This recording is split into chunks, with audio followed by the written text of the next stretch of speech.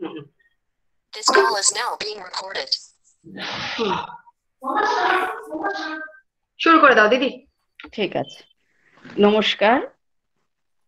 আজকে রামকৃষ্ণ সারদা মিশন বিবেকানন্দ বিদ্যা ভবনের জেন্ডার রিসোর্স সেলের পক্ষ থেকে আমি আপনাদের সবাইকে স্বাগত জানাচ্ছি। গত 5ই জানুয়ারি থেকে বিদ্যা ভবনের জেন্ডার রিসোর্স সেলের বিভিন্ন বিভাগকে সঙ্গে নিয়ে নারী কেন্দ্রিক থিমকে কেন্দ্র করে বিভিন্ন আলোচনা হয়ে চলেছে। প্রত্যেকটি ভীষণই শুনতে আগ্রহোদ্দীপক। পাচ্ছি না তো। শুনতে পাচ্ছ না? শোনা হ্যালো, যাচ্ছে না সংযুক্ত? হ্যাঁ দিদি, শোনা যাচ্ছে না? দিদি তো অনই আছেন। হ্যাঁ, আর অন না থাকলেও আমারটা শুনতে না পাওয়ার তো কথা নয়। আর কোনো অসুবিধা নয়। না দিদি, কিন্তু আমাদের কথাগুলো শুনতে পাচ্ছিলেন না। আমরা যে বারবার বলছিলাম মাস্কটা খুলে বলুন ইত্যাদি, শুনতে পাচ্ছিলেন না দিদি। হ্যাঁ, আমার মনে হয় দিদি কি তাহলে ওটা কানেক্ট করেননি বা কিছু একটা, মানে কানেক্ট না করলে তো দেখা যাওয়া যেত না আর কি। অডিওটা হেডফোন আমি বুঝতে পারছি না। হেডফোন সম্ভবত আরেকবার ফোন করে বলবি। দিদি বলুন বলুন। হেড- দিদি বলুন। না, মানে আমি কি বলবো, রত্নাদি তো শুনতে পাচ্ছে না। হ্যাঁ সেটাই তো বুঝতে পারছি না, তাও আমি ফোন করে দেখছি।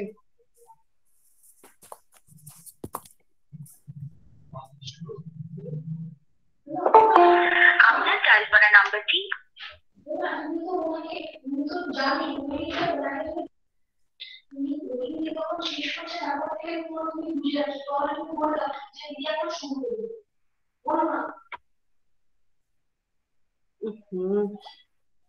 রত্নাদি ফোন কেটে দিচ্ছে বোধহয়। হুম, আমি ফোন করছি তো দিদিকে। কারণ আমার বলা শেষ হলেই প্রাচী ঢুকবে, কিছুই যদি হ্যাঁ, শুনতে না পায় তাহলে তো মুশকিল। সেটাই তো। দিদি আপনি কি শুনতে পাচ্ছেন আমাদের কথা? তুই ভিডিও অন করে বল দেখি। হ্যাঁ দাঁড়াও। দিদি শুনতে পাচ্ছেন না। দিদি আপনি আমাদের কথা শুনতে পাচ্ছেন? এইটা তো মহা মুশকিল হলো। এইটা কেন হচ্ছে আমি তো বুঝতে পারছি না। শুরু হয়েছে, আমি তো শুনতে পাচ্ছি না কিছু। হ্যাঁ দিদি শুরু হয়েছে তো। হয়েছে, শুরু হয়েছে, রোহিণীদি বলছে। আমি তো আপনি কিছু শুনতে পাচ্ছি না, কি করি বলো তো। এই রে, এই রে, সবই অন করা আছে। হ্যাঁ তাই তো, আমরা তো শুনতে পাচ্ছি। আপনার কি সাউন্ড ভলিউম কিছু কমানো আছে? এই কথাটাও তো শুনতে পাবে না। কিছু বুঝতে পারছি না আমি। সঙ্গমিত্রা একটু মেসেজ করবি। আমার ওরা মনে ওখান হয় থেকে ওই অডিওটা অফ হেডফোনটা করে দিয়েছে কানে নাকি? দেননি বা কিছু একটা। অডিও অফ করে বা জানি না, হেডফোনটা বোধহয় কানে নেননি বা কিছু একটা। আমি বুঝতে পারছি না কিছু। দিচ্ছেন। হেডফোন কানে না দিলেও শুনতে না পাওয়ার কথা নয় আর কি। হুম, আমি তো ফোন করেই যাচ্ছি। সেটা কেটেও দিচ্ছেন। হ্যাঁ এটাই।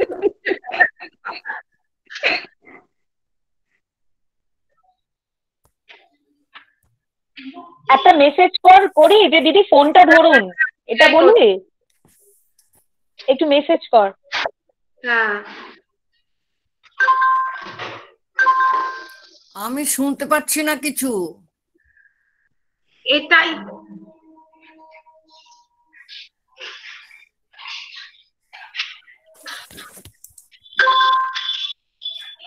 আমি তো পাঠালাম মেসেজ। হ্যাঁ, মেসেজ তো ঢুকলো, টুং আওয়াজ পাওয়া গেল।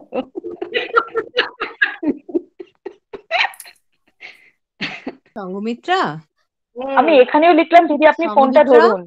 বলো দিদিশা অনেক বল। সময় এরকম হলে দিদিকে বল একবার বেরিয়ে গিয়ে আবার জয়েন করতে, তাহলে উনি শুনতে পাবেন। অনেক বলবো সময় না। এটা হয়,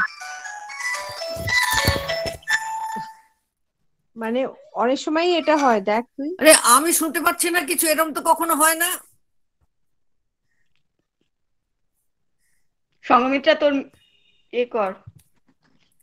না না, ওইখানে একটা ওই ওই রেকর্ডার, ওরা শোনা যাচ্ছে। এবার তোমরা একটা কিছু বলো তো দেখি আমি শুনতে পাই কিনা। তুমি শুনতে পাচ্ছ? দিদি আমরা আপনার আপনাকে কথা আমরা শুনতে শুনতে পাচ্ছি। পাচ্ছি। আপনি শুনতে আচ্ছা পাচ্ছেন না দিদি, আমরা শুনতে পাচ্ছি। এবার শুনতে পেলাম, তোমরা কিছু একটা বলো তাহলে বুঝতে পারবো। শুনতে রোহিণীদি পাচ্ছ না? আমরা বলছি দিদি, আচ্ছা ঠিক আছে, আমরা বলছি। এবার ঠিক আছে। রোহিণী দি আবার স্টার্ট করো। রোহিণীদি এবার হ্যাঁ। শুরু করো। করছি। কোথায় গেল? রত্নাদি শুনতে পাচ্ছ তো এবার? এবার শুনতে পাচ্ছি গো। আচ্ছা, ঠিক আছে। নমস্কার। নমস্কার। আজকে রামকৃষ্ণ সারদা মিশন বিবেকানন্দ বিদ্যা ভবনের জেন্ডার রিসোর্স সেলের পক্ষ থেকে আমি উপস্থিত সবাইকে স্বাগত জানাচ্ছি। রত্নাদি, তোমাকে বিশেষ করে স্বাগত জানাচ্ছি। 5ই জানুয়ারি থেকে 2021-এর এই জেন্ডার রিসোর্স সেলের সঙ্গে কোলাবোরেশনে আমাদের বিদ্যা ভবনের বিভিন্ন বিভাগ নারী কেন্দ্রিক বিষয়কে কেন্দ্রে রেখে বিভিন্ন আলোচনার আয়োজন করছে। প্রত্যেকটাই খুবই আগ্রহোদ্দীপক। আজকে সংস্কৃত বিভাগের পালা, এবং আমার এটা নিজের আলাদা করে আনন্দ হচ্ছে রত্নাদি, তোমাকে স্বাগত জানানোর দায়িত্ব আমি পেয়েছি। যদিও আমি জেন্ডার রিসোর্স সেলের পক্ষ থেকে তোমাকে স্বাগত জানাচ্ছি, কিন্তু বুঝতেই পারছো আমার আনন্দটা একটু আলাদা। হ্যাঁ, আর রত্নাদির সঙ্গে পরিচয় তো পরে ভালো করে সংঘমিত্রা আরো বলবেই। আমি শুধু দুটো জিনিস বলি যে রত্নাদি আমার মা গৌরী ধর্মপালের অন্যতম প্রিয় ছাত্রী। মায়ের কাছে কতবার যে রত্নাদির কথা শুনেছি এবং কতভাবে রত্নাদিকে আমি দেখেছি সেগুলো বলার সময়টা নয়, তবু এরকম পরিচয় থাকলে একটু নস্টালজিক হয়ে পড়তেই হয়, কিছু করার নেই। কলকাতা বিশ্ববিদ্যালয়ের সংস্কৃত বিভাগের প্রথিতযশা অধ্যাপিকা এবং পুঁথিবিদ, অর্থাৎ পুরো ভারতবর্ষের ইতিহাসের সঙ্গে বলা যায় ইতিহাসের পুনরুদ্ধারের কাজের সঙ্গে যুক্ত রত্নাদি, এবং সেইটাকে ভিত্তি করেই রত্নাদির কিছুটা আজকের বলা। কারণ সংস্কৃত সৃজনশীল সাহিত্যে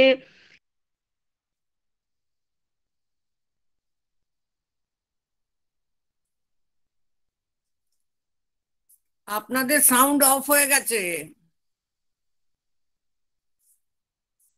রোহিণীদি অফ হয়ে গেছে, রোহিণীদি ফ্রিজ হয়ে গেছে। হ্যাঁ ঠিকই।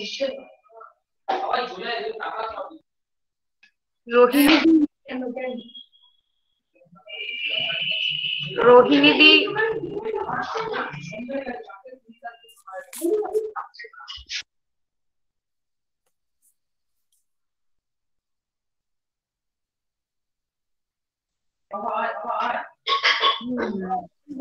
আর শব্দ ব্রহ্ম বড়ই কষ্ট দিচ্ছেন। সত্যি তাই, শব্দ ব্রহ্ম বিরূপ। হ্যাঁ, দিদি আপনি মাস্কটা খুলে ফেলুন। না খুলতে পারবো না, এখানে লোক আছে অনেক। তুমি আউট আচ্ছা। রোহিণীদি মিউট হয়ে কথা বলে যাচ্ছি। তমনাশ লিখেছে শ্রেয়াংশী বহু বিঘ্নানি, সত্যিই তাই। আশা করছি মানে রত্নাদি বলাটা শুরু যখন করবে তখন আর কোনো বিঘ্ন থাকবে না, এবং আমরা সবাই মন দিয়ে রত্নাদির কথা শুনবো এবং সমৃদ্ধ হব। রত্নাদি, তোমাকে বিশেষভাবে স্বাগত। এবারে আমি সংস্কৃত বিভাগের হাতে দায়িত্ব তুলে দিচ্ছি। এবারে পরিচালনার ভার আর বাকিটুকু এগিয়ে নিয়ে যাওয়ার ভার সংস্কৃত বিভাগের। ধন্যবাদ রোহিণীদি।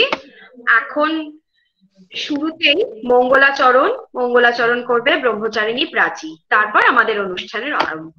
প্রাচী। হ্যাঁ।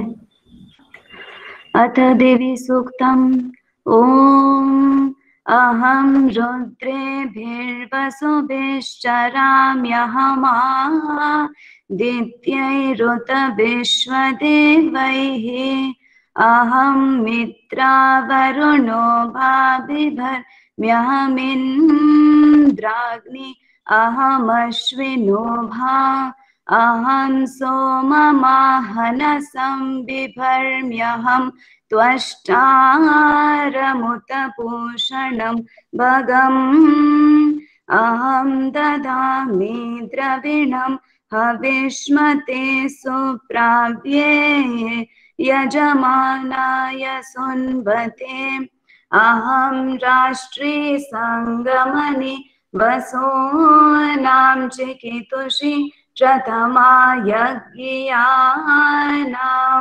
तां मा देवा व्यदधो पुरुत्रा भूरिस्तात्रां भूर्या वेशयन्तीं मया सो अन्नमत्तियो विपश्यति य प्राणिति य ईं शृणोत्युक्तम् अमन्तवो मान्त उपक्षीयन्ते श्रुते श्रुता श्रद्धिवं ते वदामि अहमेव स्वयमिदं वदामि जुष्टम् देवेभिरुतमानुषेभिः यं कामयेतं तमुग्रं कृणोमि तं ब्रह्माणं तं ऋषिं तं सुमेधाम् अहं रुद्राय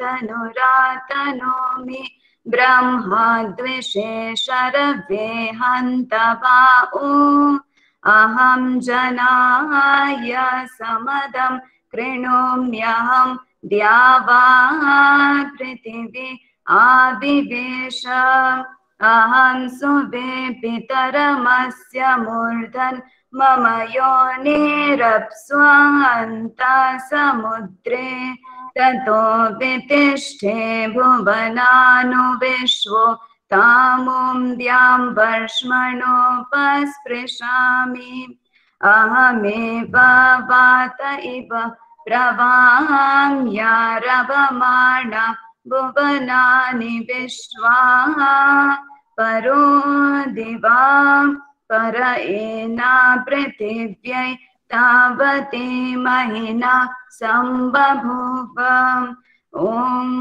शान्ति शान्ति शान्तिः हरिः ॐ। ধন্যবাদ প্রাচী। শুভ রবিবাসরী ও অপরাহ্ন। উপস্থিত সকলকে আমাদের বিনম্র শুভেচ্ছা। রামকৃষ্ণ সারদা মিশন বিবেকানন্দ বিদ্যাভবনের জেন্ডার রিসোর্স সেন্টারের সহযোগিতায় আজ সংস্কৃত বিভাগ একটি আন্তর্জালিক আলোচনা চক্রের আয়োজন করেছে। আর এই আলোচনায় বক্তা রূপে আজ আমাদের মধ্যে আমরা পেয়েছি সারস্বত সাধনায় নিরলস ব্যাপৃতা কলকাতা বিশ্ববিদ্যালয়ের শ্রদ্ধেয়া অধ্যাপিকা ডক্টর রত্না বসু দিদিকে। শ্রদ্ধেয়া ডক্টর রত্না বসু ইউজিসির বিশেষ বৃত্তি প্রাপ্ত হয়ে 1970 থেকে 72 শিক্ষাবর্ষে কলকাতা বিশ্ববিদ্যালয় সংস্কৃতে স্নাতকোত্তর পরীক্ষায় সসম্মানে উত্তীর্ণ হয়েছিলেন। এই বিশেষ বৃত্তি সমগ্র ভারতবর্ষে মাত্র 10 জন শিক্ষার্থী পাওয়ার সৌভাগ্য লাভ করেছিল। কাব্যতীর্থ, ব্যাকরণতীর্থ প্রভৃতি উপাধিতে বিভূষিতা শ্রদ্ধেয়া দিদি জার্মানির বন ইউনিভার্সিটি থেকে গবেষণা করেন এবং জার্মান গভর্নমেন্টের পক্ষ থেকে সুম্মা কাম লদেইতি উপাধিও লাভ করেন। এটি সর্বোচ্চ উপাধি ছিল। 1996 সালে তিনি জার্মান গভর্নমেন্ট ফেলোশিপ ডাড পদটি অর্জন করেন এবং বার্লিনের ডায়ালিন মিউজিয়ামে আমন্ত্রিত বক্তা রূপে বক্তৃতা দেন। 1987 সালে স্পেন এবং 97 সালে বার্লিনে সারস্বত চর্চার ক্ষেত্রে বিশেষ আমন্ত্রিত অতিথি হিসাবে তিনি যোগদান করেন। বুদ্ধিস্ট আইকোনোগ্রাফি বিষয়ে তার ঋদ্ধ বক্তৃতায় সকলকে তিনি মুগ্ধ করেন। ভিজিটিং লেকচারার রূপে নিজের অধ্যাপনার দুটি তিনি বিকিরণ করেছেন, কখনো তিরুবন্তপুরমে কেরালা বিশ্ববিদ্যালয়, কখনো বা শ্রী শঙ্করাচার্য সংস্কৃত বিশ্ববিদ্যালয়, আবার কখনো ত্রিপুরা বিশ্ববিদ্যালয়, হরি সিং গৌড় বিশ্ববিদ্যালয়, সাগর যাদবপুর বিশ্ববিদ্যালয়, সর্বত্র। গিলগিট ম্যানুস্ক্রিপ্টের এক্সপার্ট রূপে তিনি ইউনেস্কো কর্তৃক মনোনীত হন। ম্যানুস্ক্রিপ্টোলজি, রিসার্চ মেথোডোলজি এবং ইন্ডিয়ান স্ক্রিপ্টসের ওপর নিজের সুগভীর জ্ঞান বিকিরণ করে তিনি সমৃদ্ধ করেছেন ভারতবর্ষের অধিকাংশ বিশ্ববিদ্যালয়গুলিকে। এশিয়াটিক সোসাইটি, বঙ্গীয় পুরাণ পরিষদ, SSUS কালাজি কেরালা থেকে এ বিষয়ে অগন্তি পুরস্কার ও পদক পূর্ণ করেছে তার প্রাপ্তির ঝুলি। অদ্বৈত বেদান্ত, এত সব কি বলছো? আচ্ছা একটু বলি না। অদ্বৈত বেদান্ত দেখতে পাচ্ছি না তো, তোমাকে দেখতে পাচ্ছি না। আচ্ছা আচ্ছা আচ্ছা। অদ্বৈত বেদান্ত, কাব্য, পাণিনি ব্যাকরণ, ম্যানুস্ক্রিপ্টোলজি, ইন্ডিয়ান প্যালিওগ্রাফি, ইন্ডিয়ান লিঙ্গুইস্টিক, এই সবই হলো তার পারদর্শিতার ক্ষেত্র, অবাধ বিচরণ স্থল। এবার দিদি প্রাপ্ত কিছু পুরস্কার বলে আমি শেষ করছি। ন্যাশনাল স্কলারশিপ, ইউজিসি স্কলারশিপ, প্রসন্ন কুমার সর্বাধিকারী স্বর্ণপদক, হাসিনা মুর্শিদ পদক, এশিয়াটিক সোসাইটির তরফে এসসি চক্রবর্তী পদক প্রভৃতি উজ্জ্বল করেছে তার ভান্ডারকে। দিদির অনুবাদ সাহিত্যে অনুবাদ কর্ম প্রচুর, মানে এটা বলে এক কথায় শেষ করা যাবে না। সে কারণে সারস্বত চর্চায় দিদির অবদান যত বলা যায় ততই কম পড়ে যায়, মানে আমরা বলে শেষ করতে পারবো না। একটাই কথা, নকলু ধীমতাং কশ্চিৎ অবিষয় নাম, পণ্ডিত ব্যক্তির কোনো কিছুই অজানা বিষয় নয়। দিদির ক্ষেত্রে এটা বোধহয় সবিশেষ প্রযোজ্য। আজকে আমাদের মধ্যে তাকে আমরা পেয়েছি, তিনি অনলাইন একটু পরে হয়েছেন, তা সেই কারণে শুরুর দিকে আমরা রাখতে পারিনি, পরের দিকেই তাকে পেলাম। তো আজকে আমাদের দিদি যেটা বলবেন, eloquence and social consciousness of women as depicted in Sanskrit creative literature। সংস্কৃত সাহিত্যে নারী চরিত্র যে শুধুমাত্র কোমলতা বা পেলবতার ধারিকা বাহিকা তা কিন্তু নয়, নারীরাও ছিলেন সুসমৃদ্ধা বাগ্মী, যথেষ্ট বাগ্মী, এবং তাদের সামাজিক চেতনাও ছিল সেরকমই। তা সে ব্যাপারেই আজ দিদির কাছে আমরা শুনবো। আশা করছি দিদির বক্তব্যে, সুবক্তব্যে, বাগ্মিতায় তার পারদর্শিতা সর্বজন বিদিত, দিদি সুবক্তব্যে ঋদ্ধ হয়ে উঠবে আজকে শ্রোতৃ মণ্ডলী। দিদি এবার ওভার টু দিদি। আচ্ছা, কতক্ষণ বলা যাবে? আপনাদের সময় কতক্ষণ? 5টায় শেষ করতে হবে না 5:15 পর্যন্ত যেতে না পারি? না, 1 ঘন্টা, আপনি যতক্ষণ বলবেন, আমাদের কোনো। নমস্কার। আমার যে দীর্ঘ ভূমিকা শ্রীমতী সংঘমিত্রা দিলেন এবং শ্রীমতী রোহিণী দিলেন, তাতে আমি খুবই লজ্জায় পড়ে যাচ্ছি। আমি অত্যন্ত আনন্দিত এবং নিজেকে ধন্য মনে করছি যে এরকম একটি নামের প্রতিষ্ঠান, যেখানে শ্রী শ্রী পরমহংস রামকৃষ্ণ ঠাকুরের নাম জড়িয়ে আছে এবং মা শারদার নাম জড়িয়ে আছে। শ্রী শ্রী রামকৃষ্ণ শারদা মিশন মহিলা মহাবিদ্যালয়ে আমাকে আমন্ত্রণ জানিয়েছেন এই বিষয়ে, নারী বিষয়ে কিছু বলার জন্য। তো আমাকে যখন এরা বলেন, তখন আমি আমার সমস্ত এই আকাশভাষিতমের যে পদ্ধতি তার সীমাবদ্ধতার কথা জানিয়েছিলাম, এবং সেই জন্য হয়তো মাঝে মাঝে আপনাদের অসুবিধাও সৃষ্টি করব। তো একটু আদ্রু সরগর এখন হয়েছি।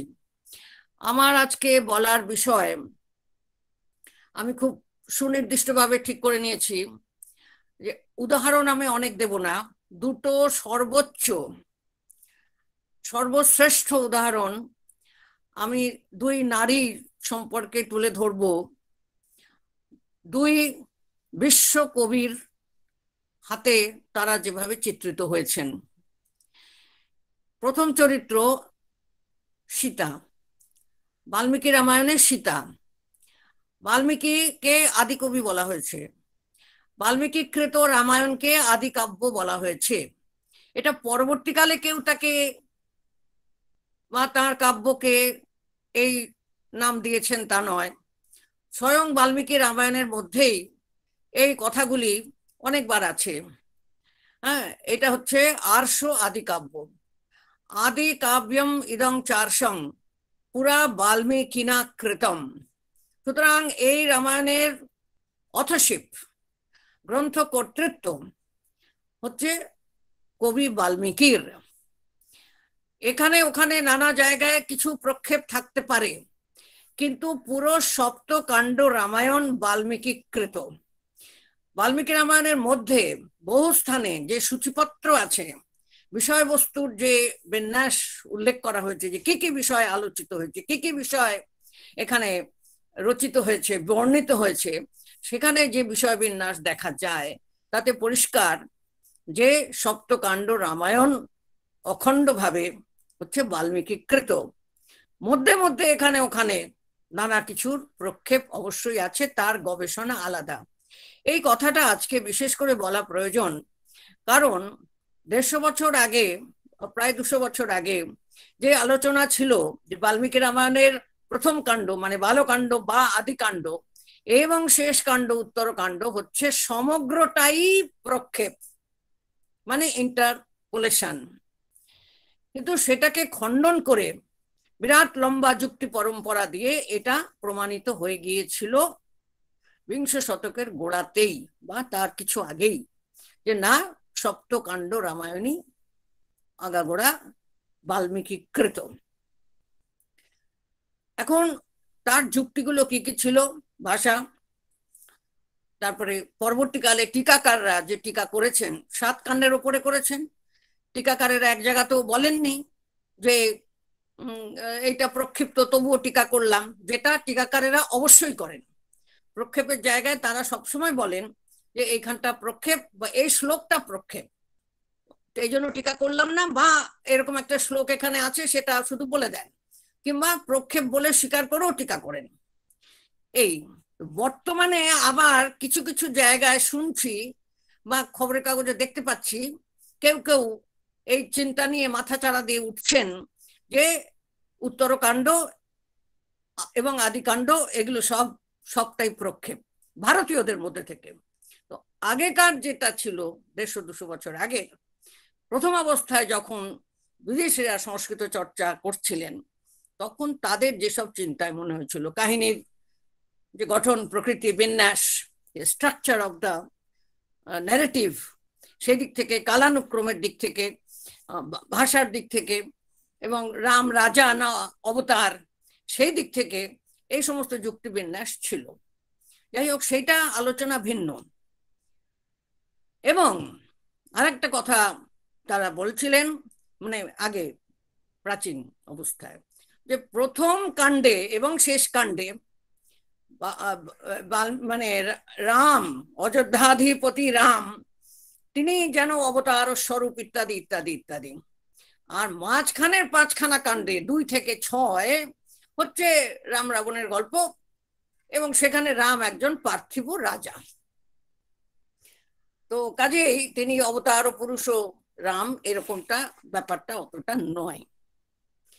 কিন্তু গ্রন্থ অধ্যয়ন করলে দেখা যায় যে প্রথম কাণ্ডেই হোক আর শেষ কাণ্ডেই হোক তাকে মানুষ রাজা হিসেবেই বারবার উল্লেখ করা হয়েছে, এবং 2 থেকে 6 এখানেও তাকে মানুষ রাজাও যেমন বলা হয়েছে, অবতারও সেরকম বলা হয়েছে। অবতার তত্ত্বই সেটা, মানুষ রূপে হয়েও তার মধ্যে অতি মানুষ দিব্য যে কিছু চরিত্রের পরিচয় পাওয়া যায়। কাজে এই অবতার বলে রাম বর্ণিত হচ্ছেন বিষ্ণুর অবতার বলে, অতএব সেটা প্রক্ষেপ, এটা কোনো যুক্তি নয়। এই গবেষণা ভিন্ন। আমার বলার কথা, রামায়ণের রচনা কাল ভেবে দেখতে হবে। আমি ইচ্ছে করেই আমি যে বলছি যে বাগ্মী, বিদুষী বাগ্মী, ব্যক্তিত্বময়ী এবং অকুণ্ঠ ভাবে আত্মপ্রকাশের তৎপর যে নারী চরিত্র, সেটা ভারতবর্ষের কবি কখন চিত্রিত করেছেন, এইটা সব থেকে গুরুত্বপূর্ণ। সেটা বাল্মীকির সময় কম করে হলেও বর্তমান কালগণনা, যাকে আমরা একসময় খ্রিস্টীয় কালগণনা বলছিলাম, সেই শুরুর কমপক্ষে 300 বছর আগে।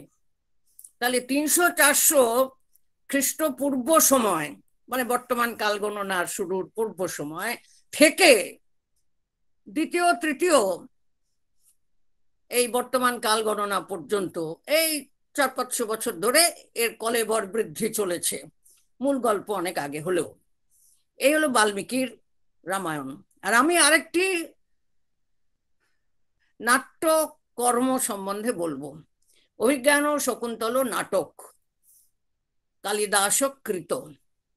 এই কালিদাসের সময় কখন, এবং সেই অভিজ্ঞান শকুন্তল নাটকে শকুন্তলাকে যেইভাবে কালিদাস দেখিয়েছেন, চিত্রিত করেছেন তার চরিত্রকে, সেটার একটা অংশ মাত্র আলোচিত হয়, ঠিক যেমন সীতা চরিত্রর মাত্র একটা দিক আলোচিত হয়, আর একটা দিক সম্পূর্ণ উপেক্ষিত থাকে।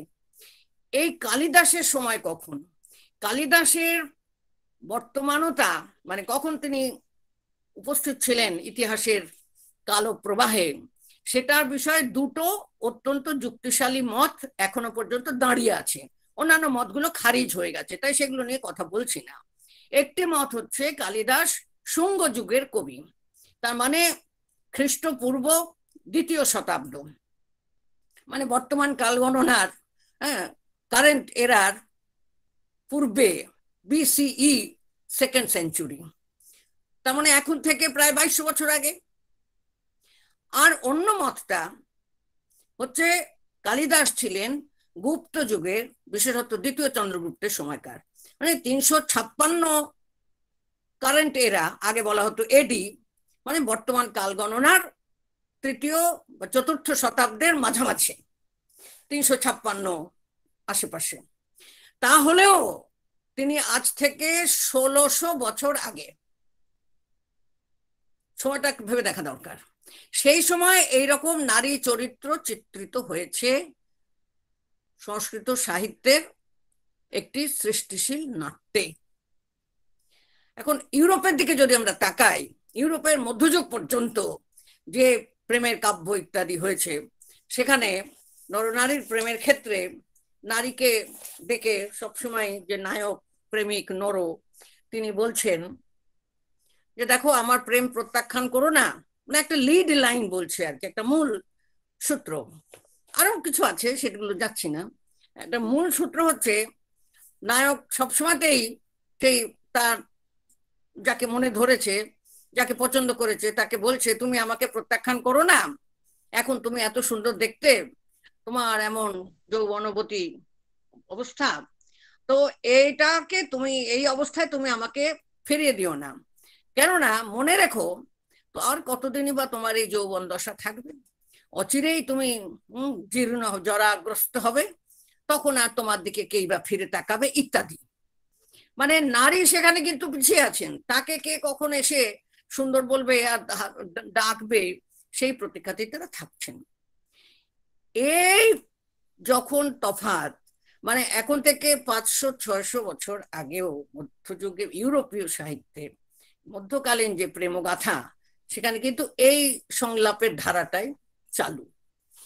এখন আসি যে আমাদের দেশে সীতাকে কি বলা হয়, যখন সকলে বলেন মানে মা ঠাকুমারা, এখন আর মা ঠাকুমারাও হয়তো বলবেন না, মা ঠাকুমাদের মা ঠাকুমারা আশীর্বাদ করতেন যে কোনো বিশেষ করে মেয়ের বিয়ে হলে সীতা সাবিত্রীর মতো হও, হ্যাঁ, রামের মতো পতি পাবো, সীতার মতো সতী হব, এইসব মেয়েরা গাইতো। আর নারীবাদীরা পরবর্তীতে 1970-এর দশক থেকে পরে সব, আমি নিজে সেই সব সভায় উপস্থিত থেকেছি, খুব কড়া নারীবাদী হয়ে, হ্যাঁ, তো ফেমিনিস্ট আন্দোলনের সামনে দিকেই থাকতাম, বলতো না না হব না, সীতার মতো স্বামী চাই না, রামের মতো স্বামী চাই না, সীতার মতো সতী হব না। আচ্ছা, আর বাকিরা যে আশীর্বাদ করেন, আমাদের দেশের আদর্শ চরিত্র, মেয়েদের জন্য আদর্শ চরিত্র হচ্ছে সীতা, সেটাকেও নারীবাদী দৃষ্টিতে আপত্তি করা হয়েছে। কিন্তু আমি ঘোর নারীবাদী হয়েও বলবো যে হ্যাঁ, আমাদের সীতার মতো হওয়া দরকার, একদম সীতার মতো হওয়া দরকার, একদম শকুন্তলার মতো হওয়া দরকার। শকুন্তলা সম্পর্কেও দেখুন, পাঠ্য বিষয়ের মধ্যে শকুন্তলা সারা ভারতবর্ষে রয়েছে, সেখানে শকুন্তলা চরিত্র চিত্রণ করতে গিয়ে তাকে কি বলা হয়, সুন্দরী, অসামান্য সুন্দরী, কুসুম পেলবা, নরম সরম শিষ্ট এবং দুঃখে কাতর, সে কেঁদেই চলেছে, আর কিছু বলতে পারে না, বুক ফাটে তো মুখ ফোটে না, এরকম একটা ছবি সবসময় আঁকা হয়। তো তার যে ব্যক্তিত্বময়ী, তার যে চরিত্রের দৃঢ়তা, তার যে যুক্তিবোধ এবং আত্মমর্যাদা বোধ, এবং সেটাকে অসংকোচে অকুণ্ঠভাবে নির্ভয়ে যে কোনো অবস্থায় বাংময় প্রকাশ দেওয়া, সেটার বিশিষ্ট উদাহরণ শকুন্তলা চরিত্র। তার কুসুম কোমল পেলবতা সত্ত্বেও, এই জন্যই এই চরিত্রটি সমস্ত ইউরোপীয় পাঠকদের, কবি সাহিত্যিকদের এমন ভাবে আকৃষ্ট করেছিল অষ্টাদশ শতাব্দে। আপনারা জানেন 1789 সালে প্রথম ইংরেজি অনুবাদ প্রকাশ পায় অভিজ্ঞান শকুন্তল নাটকের, 1790 সালে তারই দ্বিতীয় সংস্করণ, এবং 1791 সালে, তখন ইংরেজি পর্যন্ত পরিচিত ছিল, ইংল্যান্ডে পরিচিত ছিল, 1791 সালে যখন এই শকুন্তলা নাটকের জার্মান অনুবাদ হয়, তখনই ইউরোপের মূল ভূখণ্ডে, জার্মানিতে, ফ্রান্সে, নেদারল্যান্ডসে, ডেনমার্কে, সমস্ত জায়গায় এটা প্রথম জার্মানি কেন্দ্রিক তার প্রচার প্রসার হয়, সাহিত্যিকদের মধ্যে পত্র বিনিময় হয়। গোয়েটে সেই কবিতাটি লেখেন, তরুণ বয়সের ফুল এবং পরিণত বয়সের ফল ইত্যাদি প্রভৃতি। তার অনুবাদ হতে থাকে অন্যান্য ভাষায়। গোয়েটের পরে শুধু গোয়েটে একা নয়, আর একজন জার্মান কবি হেরদার, তিনিও সমতুল, আমার একটি প্রবন্ধ আছে বিষয়ে, সমতুল একটি কবিতা লিখেছিলেন। তারপরে তার ইংরেজি অনুবাদ হয়েছিল। সর্বশেষ আমরা জানি বিশ্বকবি রবীন্দ্রনাথ ঠাকুর আমাদের, তিনিও এটির অনুবাদ করেছিলেন। বাংলায় তার রূপ আমরা পেয়েছি। কিন্তু ভেবে দেখুন, আমাদের এখনো পর্যন্ত পাঠ্যাংশের মধ্যেও যখন শকুন্তলা চরিত্রে আলোচনা হয়, আমি আজকে যে কথাগুলো বলবো, যে দিকটা, সেটা কেউ আলোচনা করেন কি না। আমার নিজের অভিজ্ঞতা বলছি, আমি বহু সময় ছাত্রদের বিভিন্ন কারণে কোনো ইন্টারভিউ বা পরীক্ষা বা মৌখিক পরীক্ষা কিছুতে জিজ্ঞেস করেছি, আচ্ছা শকুন্তলা কি একটু শক্ত কথা বলতে পারেন, একটু কড়া কথা বলতে পারেন, ঝগড়া টগড়া করতে পারেন, স্বামীকে বকতে পারেন? ছাত্ররা এক কথায় জিভ কেটে, আক্ষরিক, আমি সত্যি বলছি, মনে করবেন না বাড়ি পাচ্ছি, জিভ কেটে বলে না না না না না, শকুন্তলা এসব করে না, শকুন্তলা খুব ভালো মেয়ে। আচ্ছা, তার মানে ভালো মেয়েরা কোনো সত্যি কথা বলতে পারে না, সত্যি কথা দৃঢ়ভাবে উচ্চারণ করতে পারে না, এবং স্বামী ভুল করলেও তার অন্যায়টা সে ধরিয়ে দেয় না, হ্যাঁ, ঝগড়া টগড়া করে না। তাহলে শকুন্তলাকে যখন দুষ্যন্ত প্রত্যাখ্যান করলেন, সীতাকে যখন রাম প্রত্যাখ্যান করেছিলেন, তখন ওরা কি করেছিল বলে? ওরা খুব মনে মনে দুঃখ পেয়েছিল আর কেঁদেছিল। অর্থাৎ এটা প্রত্যাশিত যে সে তাকে তাদের স্বামীরা অন্যায়ভাবে প্রত্যাখ্যান করলে, কষ্ট দিলে তারা দুঃখ পাবে এবং তারা শুধু কাঁদবে, কোনো কথাটি বলবে না। কিন্তু আমাদের কবিরা সেই 2000 বছর এরও বেশি সময়ের আগে থেকে এরকম ছবি আঁকেননি। তারা অত্যন্ত বলিষ্ঠভাবে সীতা চরিত্র অঙ্কন করেছেন, শকুন্তলা চরিত্র অঙ্কন করেছেন। তখন বলা হয় যে মহাভারতের শকুন্তলা খুব পরুষ, ভাসিনী, খুব কড়া, রুক্ষ, শুষ্ক, এরকম ভাবে বলেছেন। সেইটা মহাভারতের কাহিনী বিন্যাসের যে ছক, যে স্ট্রাকচার, সেইখানের মধ্যে সেটা মানানসই বলে সেরকম ভাবে আছে। ওই গল্পটা আবার করে বলা, এইটা কবিদের উদ্দেশ্য না। প্রত্যেক কবির রচনা তার নিজ নিজ নব সৃষ্টি, তা না হলে তো সেটা কাব্যই হতো না। এই ব্যাপারটি ব্যাখ্যা করেছেন আনন্দবর্ধন তার ধন্যালোক গ্রন্থে, খুব বিশেষ করে, যে প্রত্যেক জায়গায় মূল বস্তু দেখেই সেইটা সেই কাব্যের, সেইটা কাব্য নয়, মূল বস্তুটা কাব্য নয়, প্লটটা কাব্য নয়, সৃষ্টিটা কাব্য। যে রূপে সৃষ্টি হয়েছে সেইটা তার কাব্য। সেখানে রস অলঙ্কার আদি যোগে ইত্যাদি, এবং সেইটা ধ্বনি, সেই ধ্বনির কথাতে আমি যাচ্ছি না। তাহলে যদি বাগ্মী বিদুষী উদাহরণ একটি আছে, গার্গী। আমি সেই বৈদিক যুগে যাচ্ছি না, আপনারা শুনেছেন অনেকবার। এবং গার্গী ভর্ৎসিত হলেন শেষ পর্যন্ত, আর বেশি কথা বলো না, মাথা খসে পড়বে ইত্যাদি প্রভৃতি। না, বিদুষী মেয়ের উদাহরণ একমাত্র গার্গী। উপনিষদে যাজ্ঞবল্কের সঙ্গে তর্ক করেছিলেন, বৃহদারণ্যক উপনিষদের গল্প, এবং তিনি তত্ত্ব ব্যাখ্যা, ব্রহ্মতত্ত্ব নিয়ে তর্কাতর্কি করেছিলেন। এখন আমি তাহলে কথায় আসি, যে কেন আমি বলছি সীতা চরিত্র অনন্য। ব্যাপারটি আমার ভালো লাগছে রামকৃষ্ণ মিশন, রামকৃষ্ণ সারদা মিশন কলেজে এই কথাটা বলতে পেরে। কারণ ভগিনী নিবেদিতা এই ব্যাপারটি খুব ভালো করে উপলব্ধি করেছিলেন। সীতা চরিত্রের আদর্শ রূপটির মূল কোথায় নিহিত। যখন তিনি সম্ভবত বেথুন স্কুলে গিয়েছিলেন দেখতে, বাচ্চাদের মেয়েদের জিজ্ঞেস করেছিলেন, তোমাদের দেশের রানীকে? আমাদের সঙ্গমিত্রা ম্যাডাম বেথুন স্কুলের প্রাক্তনী, তাই বলছি, আরো বিশেষ করে মনে হচ্ছে তাৎপর্যপূর্ণ। তো মেয়েরা উত্তর দিয়েছিল রানী ভিক্টোরিয়া। ভগিনী নিবেদিতা আশ্চর্য হয়ে বলেছিলেন, এ কি, তোমরা তোমাদের নিজের দেশের রানীর নাম জানো না? রানীকে বলেছিলেন সীতা। সীতা হচ্ছে রানী। প্রত্যেক মেয়ের সীতার মতো হওয়া উচিত। তাহলে কি ভগিনী নিবেদিতা বলেছিলেন প্রত্যেক মেয়ে যেন পড়ে পড়ে কাঁদে আর নরম হয়ে থাকে, কোনো কথা বলতে না পারে, ভাবতে না পারে, চিন্তা করতে না পারে? নিশ্চয়ই না। এই হলো অন্তর্দৃষ্টি এবং ব্যাপকতম দার্শনিক দৃষ্টি, যেটা ভগিনী নিবেদিতা দেখিয়েছিলেন। আমি লম্বা করব না, কারণ আলোচনার উদাহরণ অনেক বেড়ে যায়। সীতার যে বুদ্ধি, শাস্ত্রজ্ঞান এবং সেই বুদ্ধিযুক্ত শাস্ত্রজ্ঞানকে সঠিক ভাষায় সযুক্তি মানে যুক্তি সহকারে উপস্থিত করা, কার কাছে? মর্যাদা পুরুষোত্তম রাম, মানে তিনি পরবর্তীতে বোঝা গেল ওকে, যাই হোক, রামের কাছে যখন তিনি মর্যাদা পুরুষোত্তম বলে গৃহীত নন, আচ্ছা ঠিক আছে, অযোধ্যার রাজকুমার, বিয়ে হয়েছে, তারপরে বনবাস, তো বিয়ের সময় মন্ত্র পড়ে কি? স্বামীর সহধর্মচারিণী হব, সখী হয়ে থাকবো, এবং বেদের মন্ত্র সখা হ জায়া।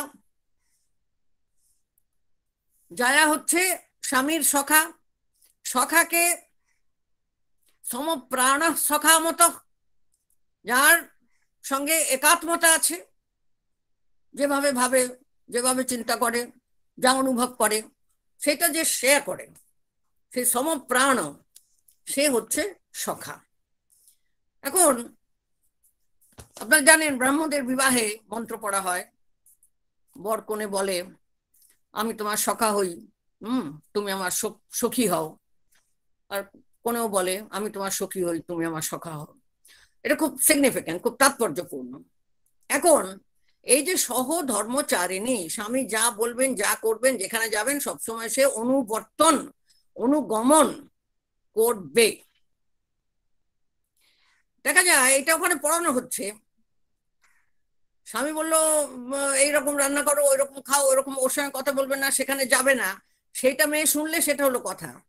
তাহলে যখন স্বামী যেখানে যাবে, যা করবে তার সঙ্গে সঙ্গে থাকা, সপ্তপদী গমনও যে বিবাহের সময় করা হয়, এটা তো তাৎপর্য এইটাই। এবং পাণিনির সূত্র কি? সপ্তপদীনাং সখ্যম, এই যে সপ্তপদী গমন করলো, তার দ্বারা স্বামী স্ত্রী পরস্পরের সখ্য ভাবে আবদ্ধ হলো। সপ্তপদ গমনের, নাহলে আমরা এগুলো পেতাম না। বিবাহেতে হচ্ছে সপ্তপদী গমন, আর পাণিনির সূত্র সপ্তপদীনাং সখ্যম, সপ্তপদী না মানে যারা সপ্তপদ গমন করেছে তারা কি, তাদের মধ্যে একটা সখ্য ভাব এসেছে, তারা পরস্পরের সখা। অথচ যখন রাম বনগমন করবেন, তখন চিবর রাজবেশ ছেড়ে, ব্রহ্মচারী চিবর ধারণ করলেন, করে অরণ্যে যাত্রা করবেন, তখন বললেন না না না, সেখানে সীতা যাবে না, লক্ষণের পত্নীও যাবে না, সীতাও যাবে না। বাকি পত্নীরা, মানে লক্ষণের স্ত্রী উর্মিলা, রঘুনাথ লিখেছেন কাব্যে উপেক্ষিতা, আমরা জানি, তারা কিছু বললেন না। এটাই হচ্ছে বাল্মীকির সৃষ্টি। তিনি বাকিদের সঙ্গে তুলনায় কন্ট্রাস্টে সীতাকে এমন একটা সমুজ্জ্বল মহিমায় নিয়ে গিয়েছেন, সীতা কিন্তু এগিয়ে এলেন, বললেন আমি আপনার সঙ্গে যাব। সীতাকে নিরস্ত করার জন্য রাম অনেক কথা বললেন, জঙ্গল, জন্তু জানোয়ার, ভয়, খেতে পাবে না, ইত্যাদি ইত্যাদি ইত্যাদি ইত্যাদি। সীতা প্রত্যেকটি কথা খণ্ডন করলেন, ঠিক এই কথা বলে যে আমি যদি সহধর্মচারিণী হই, তো আপনি যেখানে যাবেন আমার সেখানে যাওয়ার কথা, আমার সেখানে অনুবর্তন করার কথা, আপনি যেখানে যা খেতে পাবেন আমার তাই করার কথা, আপনি যদি জঙ্গলে আক্রান্ত হন আপনার পাশে আমার থাকার কথা, আপনি আমাকে রক্ষা করবেন, আমি আপনার পাশে আপনার সহায় হব, ইত্যাদি ইত্যাদি ইত্যাদি। 1 নম্বর, তিনি ভয় পেলেন না। 2 নম্বর, ভয় না পেয়ে স্বামীকে ছেড়ে থাকতে পারবো না, বিরহে কাঁদলাম, এইসব কিন্তু নয়, এটা ভাববেন না। তিনি যুক্তি দিয়ে, যে শাস্ত্র মতে তাদের বিবাহ সম্পন্ন হয়েছে সেই যুক্তি দিয়ে তাকে বললেন যে তাহলে রাজরানী হল, মানে এখানে আপনার অভিষেক হলে আমি তার সঙ্গে থাকতাম, তাহলে অভিষেক ছেড়ে যদি আপনি আজকে অরণ্যে যাত্রা করেন তাহলে আমার আপনার সঙ্গে যাবার যোগ্যতাটা বা প্রয়োজনটা, অবস্থাটা অন্যরকম হয়ে যাচ্ছে কি করে? তখন কি আমি আপনার পত্নী নই, ধর্মপত্নী নই? তখন আপনার সঙ্গে থাকার ব্যাপারে আমাকে কোন যুক্তিতে নিরস্ত করা হবে? এটা বিবৃত আছে। তারপরে অরণ্যে যাত্রা করার পরে, অরণ্যে যখন অবস্থা, আমি আরো বিস্তার আছে, আমি সেখানে যাচ্ছি না। দ্বিতীয় উঁচু একটা শিখর হচ্ছে অরণ্যকাণ্ড। যে অরণ্যকাণ্ডে একটি অধ্যায় আছে নবম স্বর্গ, হ্যাঁ, অরণ্যকাণ্ডের নবম স্বর্গ। সেইখানে বিভিন্ন এডিশন একটু এদিক ওদিক হতে পারে, একাত্তর স্বর্গ এদিক ওদিক। সেখানে একটি স্বর্গের নামই সীতা রামের কাছে প্রার্থনা করছেন অস্ত্র ত্যাগ করার জন্য। কেন অস্ত্র ত্যাগ করার প্রসঙ্গটা এলো? কিছু না, জঙ্গলে তো রাক্ষসেরা আক্রমণ করছে, খরদূষণ থেকে আরম্ভ করে সবাই, আর মুনি ঋষিদের যজ্ঞে বিঘ্ন ঘটাচ্ছে। রামকে আক্রমণ করেনি, মুনি ঋষিদের যজ্ঞে বিঘ্ন ঘটাচ্ছে। মুনি ঋষিরা এসে রামকে বলছেন বা এমনি গল্প করছেন যে খুব কষ্টে আছি, যাগযজ্ঞ করতে পারছি না, পুজো পাঠ করতে পারছি না, এই রাক্ষসেরা বড় উৎপাত করছে। হ্যাঁ, আর রাম চলে যাচ্ছেন ধনুর্বাণ নিয়ে এক একটাকে শায়েস্তা করতে, তাদের সাজা দিতে। সীতা বলছেন তাকে পুরো স্বর্গটাই এখানে আছে, আমি দেখতে পাচ্ছি 33টা শ্লোক। এই 33 শ্লোক জুড়ে সীতা রামকে বোঝাচ্ছেন এবং বলছেন তার ইলোকুয়েন্স, আমি যে বলেছি, তার বাগ্মিতার পরিচয় দিচ্ছেন। হ্যাঁ, আপনি এটা করছেন, ভুল করছেন, দেখুন আমার কথা শুনছেন না, অমুক তসুক, আমার কথা চিন্তা করছেন না, আমি আপনার স্ত্রী, আমি ভয় পাচ্ছি, এসব বলছেন না। বলছেন আপনার কাছে আমি কি বা, আপনি এত বিদ্বান, বুদ্ধিমান, সর্বশাস্ত্রে পণ্ডিত, সবাই আপনাকে এইভাবে মানে, কিন্তু আমি তো সে তুলনায় কিছুই জানি না। তবে কিনা হ্যাঁ, নিজের ব্যক্তিত্ব প্রকাশ করছেন। আমিও যে পিতৃকুলে জন্মেছি সেখানে কিছু শাস্ত্র চর্চার কথা আমারও কানে এসেছে। আমি যা শুনেছি একটু আদ্রু, মানে এটা কি আমি কিছুই জানি না বলে বলতে যাচ্ছে, মানে বিনয়, অর্থাৎ তার কথা লোকে শুনবে প্রথমে আগ্রহ না দেখিয়ে, কিন্তু কথাটা যখন সে উচ্চারণ করে বলবে তখন কিন্তু তার কথা ফেলতে পারবে না, মানে শুনতে বাধ্য হবে। আমি কিছু জানি না, কি আর বলবো, তখন তাকে বলতে পারছে না যেটা তার কথা বলো না। এটা কিন্তু রাম বলতে পারলেন না। তিনি বললেন ঠিক আছে, কি বলো। উনি একটাই সার কথা বললেন, বলে গেলেন যে আচ্ছা দেখুন, আপনি যে অরণ্যে এসে এইভাবে রাক্ষস বধ করছেন, এটা আপনি শাস্ত্র বিরুদ্ধ কাজ করছেন। ভাবুন, মর্যাদা পুরুষোত্তম রাম, তাকে জনকনন্দিনী সীতা বলছেন আমি পিতৃকুলে, জনকের বিদ্যাবত্তার কথা সবাই জানি আমরা। আচ্ছা, এই জনক যদি সেই উপনিষদের ব্রহ্মবিদ্যার অধিকারী জনক হন, বা যে রাজসভায় ব্রহ্মবিদ্যার চর্চা হতো সেই জনক হন, জনক যাজ্ঞবল্ক্য সংবাদের, তাহলে তো কথাই নেই। যদি নাও হয় পৌরাণিক জনক, যদি অন্য কেউ হন, এই নিয়ে তো পার্সোনালিটি, কোন ব্যক্তিত্ব কার সঙ্গে অভিন্ন, সেটা চর্চা আছে, সে কথা যাচ্ছি না। কিন্তু জনক রাজা হিসেবেও, মিথিলাপতি হিসেবেও যথেষ্ট বিদগ্ধ পণ্ডিত মানুষ ছিলেন, শাস্ত্রজ্ঞ ছিলেন। তো বলছেন সেখানে আমি শাস্ত্র চর্চা যাওয়া একটু আদ্রু শুনেছি, তার মানে স্ত্রীলোকের শিক্ষা অর্জন তখন নিষিদ্ধ ছিল না। এবং এইরকম কঠিন শিক্ষা, যুক্তিবিদ্যা, তর্ক, এবং এটা ধর্মশাস্ত্রের বিষয় তর্ক। বলছে আপনি এদের বিরুদ্ধে যে অস্ত্র ধারণ করছেন এটা শাস্ত্র বিরুদ্ধ কাজ। কেন শাস্ত্র বিরুদ্ধ? এইখানে যুক্তিটা সাংঘাতিক। বলছেন প্রথম যে আপনি এই অরণ্যে অবস্থান করছেন কিভাবে? রাজার অভিষেক ত্যাগ করে, অভিষেক গ্রহণ না করে, রাজকুমারের বেশ পরিত্যাগ করে, অর্থাৎ রাজবেশ পরিত্যাগ করে, শ্রমণের, ব্রহ্মচারীর চিবর, ওই গেরুয়া বাস, জটা ইত্যাদি, সেই জটা চিবর ধারণ করে আপনি অরণ্যে বসবাস করছেন। আর অস্ত্র ধারণ কার কাজ? অস্ত্র ধারণ ক্ষত্রিয়ের কাজ। আর আপনি এখন কোন বেশে আছেন, কোন ভূমিকায় আছেন? আপনি ব্রহ্মচারীর ভূমিকায় আছেন। ব্রহ্মচারীর কাজ কোনোভাবেই অস্ত্র ধারণ নয়। কাজেই ব্রহ্মচারী বেশ গ্রহণ করে অস্ত্র ধারণ করা মহাপাতকের কাজ, তার ফল কখনোই ভালো হয় না বলে তিনি অতীতের কয়েকজনের উদাহরণ দিয়েছেন, দুটো তিনটে, যে এদের এই ক্ষতি হয়েছিল, তারা বিনাশ প্রাপ্ত হয়েছিলেন। দ্বিতীয়ত, এটা আরো ভয়ঙ্কর ধর্মশাস্ত্রের জ্ঞান বলছেন, আরো গভীর, ভয়ঙ্কর মানে ভালো বলছে আর কি। বলছে দ্বিতীয় কথা, দেখুন আপনি যে ওদের বিরুদ্ধে, ওদের প্রতি মারণাস্ত্র ধরছেন, ওরা আপনার কি ক্ষতি করেছে? আপনাকে তো ওরা আক্রমণ করেন, ওরা মুনি ঋষিদের যাগযজ্ঞ জপ তপে বাধা সৃষ্টি করছে। তা যদি হয়, মুনি ঋষিরা যদি অরণ্যে বসবাসকালে তাদের যজ্ঞকর্মে শাস্ত্রকর্ম অনুষ্ঠানে বাধাপ্রাপ্ত হন, তারা কার কাছে যাবেন? রাজার কাছে যাবেন। রাজার দায়িত্ব কর্তব্য হচ্ছে অরণ্যচারীদেরও রক্ষা করা, অরণ্যবাসীদেরও রক্ষা করা, মুনি ঋষি তপবন আশ্রমের সুরক্ষা বিধান করা। সেই বিঘ্ন সেখানে উপস্থিত হলে সেটা দূর করবেন রাজা। আপনি তো নন, আপনি রাজা নন। তো আপনার, সাদা বাংলায় বলতে হয় ওপর পড়া হয়ে, ইংরেজিতে বলা যেতে পারে প্রোঅ্যাক্টিভ হয়ে, যেখানে আপনার কোনো ভূমিকাই নেই। এখানে যেটা কর্তব্য রাজার, আপনি আজকে না রাজা, না রাজকুমার, না অভিষিক্ত রাজা, আপনি সন্ন্যাসীর জটা জুটো চিবর ধারণ করে ব্রহ্মচারীর বেশে এখানে আছেন। আপনি মুনি ঋষিদের রক্ষা করার জন্য অস্ত্র ধারণ করছেন, এবং কার বিরুদ্ধে করছেন? যারা আপনার কোনো ক্ষতি করেনি, মুনি ঋষিদের করেছে।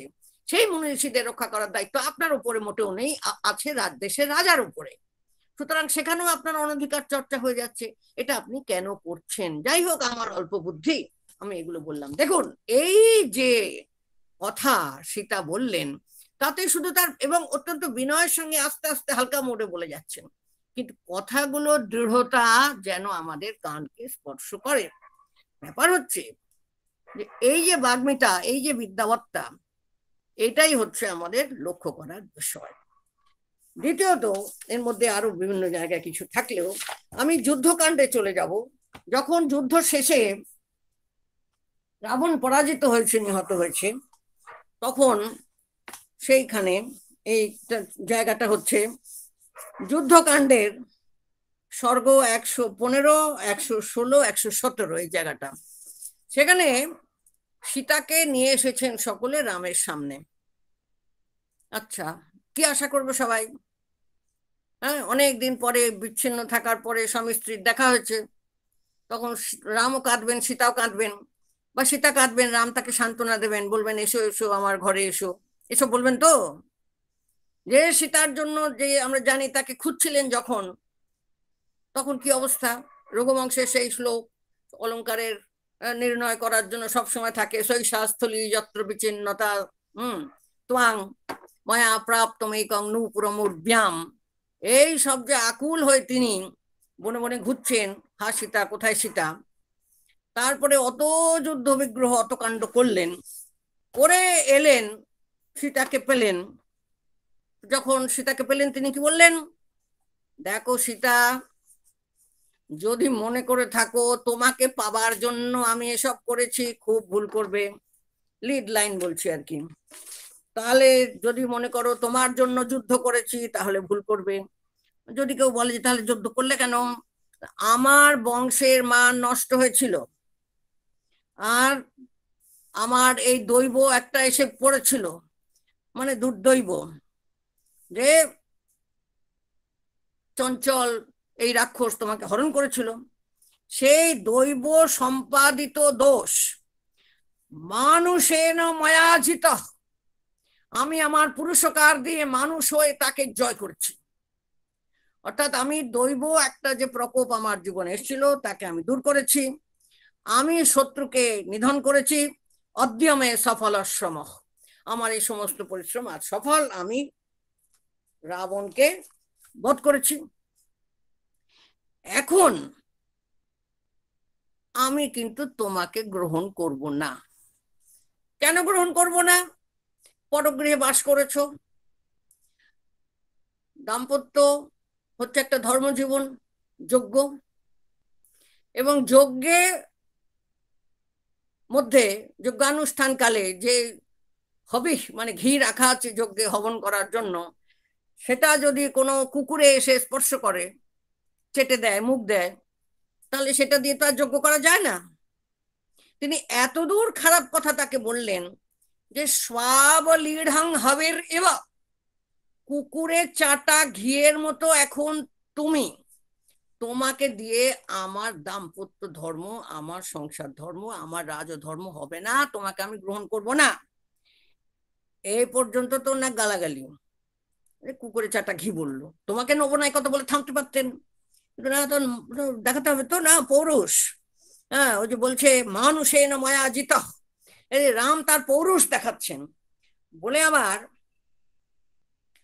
বলছেন এ 10 দিকের যেখানে খুশি তুমি চলে যেতে পারো, ঠিক আছে, 4 দিক 10 দিক খোলা আছে, যেখানে খুশি যাও। তুমি বিভীষণের কাছে যেতে পারো, তুমি সুগ্রীবের সঙ্গে চলে যেতে পারো, লক্ষণের সঙ্গেও চলে যেতে পারো, ভরতের সঙ্গেও চলে যেতে পারো, আমি তোমাকে গ্রহণ করব না।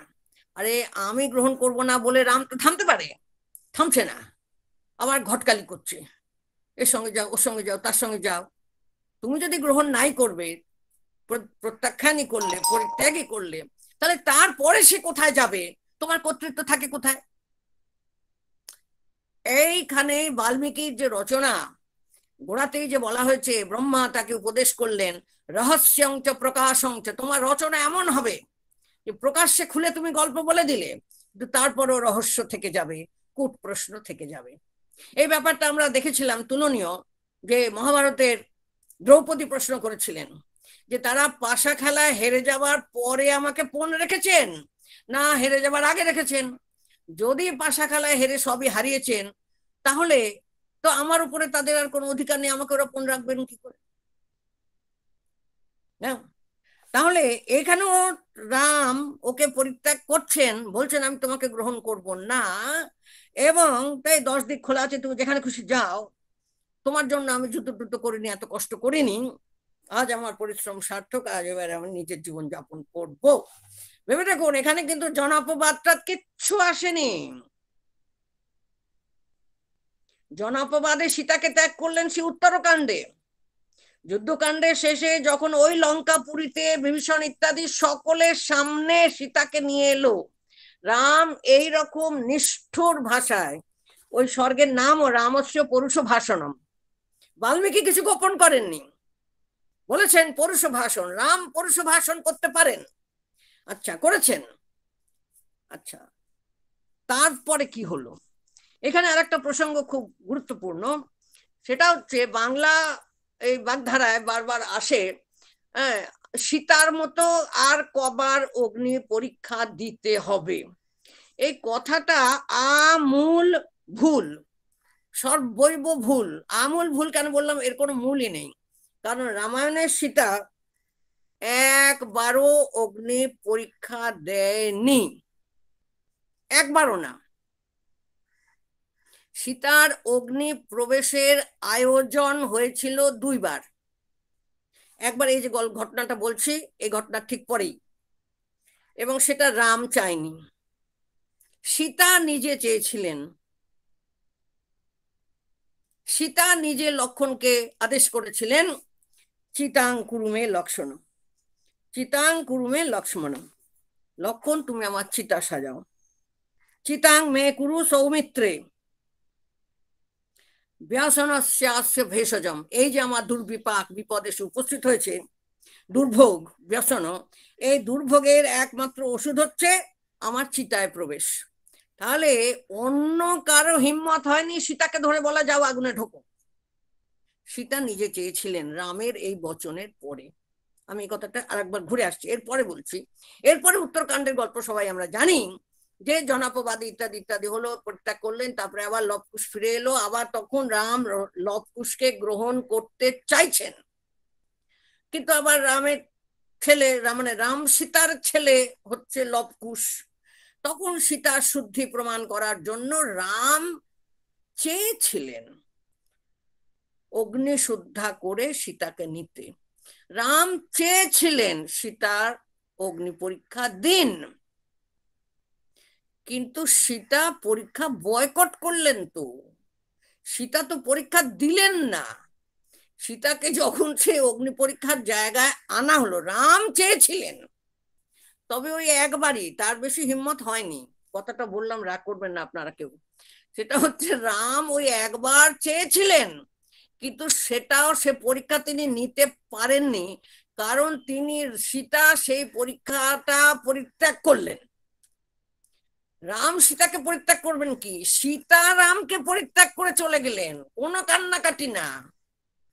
তার সতীত্ব বললেন, আমি যদি হৃদয়ে মনে কোনো কালে কখনো তোমাকে ছাড়া আর কাউকে চিন্তা না করে থাকি, তথা আমি মাধবী দেবী বিবরং দাতুম আরহতি, তাহলে এই বসুন্ধরা পৃথিবী বসুমতী আমাকে স্থান দিন তার গর্ভে। এরকম 3টি শ্লোক বললেন, প্রত্যেকবারই তার ধোঁয়া হলো তথা মে মাধবী দেবী। মাধবী দেবী হচ্ছেন পৃথিবী, বসুন্ধরা বসুমতী, তিনি আমাকে তার গর্ভে স্থান দিন। এই 3টে শ্লোকের পরে পৃথিবী বিদীর্ণ হলো, সীতা পাতাল প্রবেশ করলেন। তাহলে তো অগ্নি পরীক্ষা দিলেন না। এই যে বলে অগ্নি পরীক্ষা কয়বার দেব, এবং সবাই বলে সীতা 3বার অগ্নি পরীক্ষা দিয়েছিলেন। এই জিনিসগুলো আমাদের খুব বদলানো দরকার। কাজেই একবারই মাত্র রাম সীতার অগ্নি পরীক্ষা নিতে চেয়েছিলেন, কিন্তু সে পরীক্ষা মোটেই হয়নি। সীতা রামকে পরিত্যাগ করে চলে গিয়েছিলেন। এখন ফিরে আসে ওই জায়গাটাতে যেখানে ছিলাম, যে রাম যখন সীতাকে এই সমস্ত অত্যন্ত কঠিন পুরুষ ভাষা, কুকুরে চাটা ঘিটি বলতে লাগলেন, আর বলতে লাগলেন তুমি এখানে যাও, ওখানে যাও, এর সঙ্গে যাও, ওর সঙ্গে যাও, শত্রুঘ্নের সঙ্গে যাও, লক্ষণের সঙ্গে যাও, ভরতের সঙ্গে যাও, তখন সীতা তাকে কি বললেন? অনেক লম্বা শ্লোক, এখানে 34টা শ্লোক আছে, তার মধ্যে 20-22টা শ্লোক ধরে সীতা বলতে লাগলেন যে আপনি আমার চরিত্র হনন করছেন, আমার চরিত্র সম্পর্কে যা সঠিক নয় আপনি সেই কথা আমাকে শোনাচ্ছেন, এবং আমাকে কামচারিণী বলছেন, আমার চরিত্র দোষ দেখাচ্ছেন, এগুলো কোনোটাই সত্যি নয়। এবং আপনি যে ভাষায় কথা বলছেন, নিজে, এই ভাষাটা বলছি কোট আন কোট, আপনারা আমাকে ভুল বুঝবেন না, এই কথা এখানে আছে বাল্মীকি রামায়ণে, আপনি নিজে ছোট লোকের মতো হয়ে আমাকে ছোট লোক মতো মনে করে ওই রকম বিশ্রী ভাষায় আমাকে উদ্দেশ্য করে কথাগুলো বলছেন। প্রাকৃতাম ইব, ঠিক আছে, মানে প্রাকৃত মানে তুমি হলে ছোট লোক, আর ওই জন্য নিজের মতো করে আমাকে প্রাকৃতা আর এক অসভ্য ছোট লোক মনে করে তুমি কথা বলে যাচ্ছ। কাজেই আমি অতি সাধারণ, তুমি নৃপ শার্দুল, তুমি নরব্যাঘ্র, কিন্তু তুমি সাধারণ মানুষের মতন লঘুনা ইব মনুষ্যেন স্ত্রীত্বম এব পুরস্কৃতম। সাধারণ মানুষেরা স্ত্রীলোককে যেইভাবে যা গালমন্দ করে তুমিও তাই করছো, ঠিক আছে। এরপরে তিনি রুদতি, চোখে জল, গলা ভারী, কিন্তু আমাকে আরেকবার ফিরে নাও, একটু অন্যরকম কথা বলছি, আমার উপর রাগ করবেন না আপনারা। এই এখনকার বাংলা সিরিয়াল গুলো দেখবেন, নতুন বিয়ে হয়ে বউ এলো, কথায় কথায় অনবরত তাকে বলে বাড়ি থেকে বের করে দেবো, আর সেই মেয়েগুলো কোনো মতে হাতে পায়ে ধরে যেভাবে হোক ওইখানে থাকার জন্য কান্নাকাটি করছে।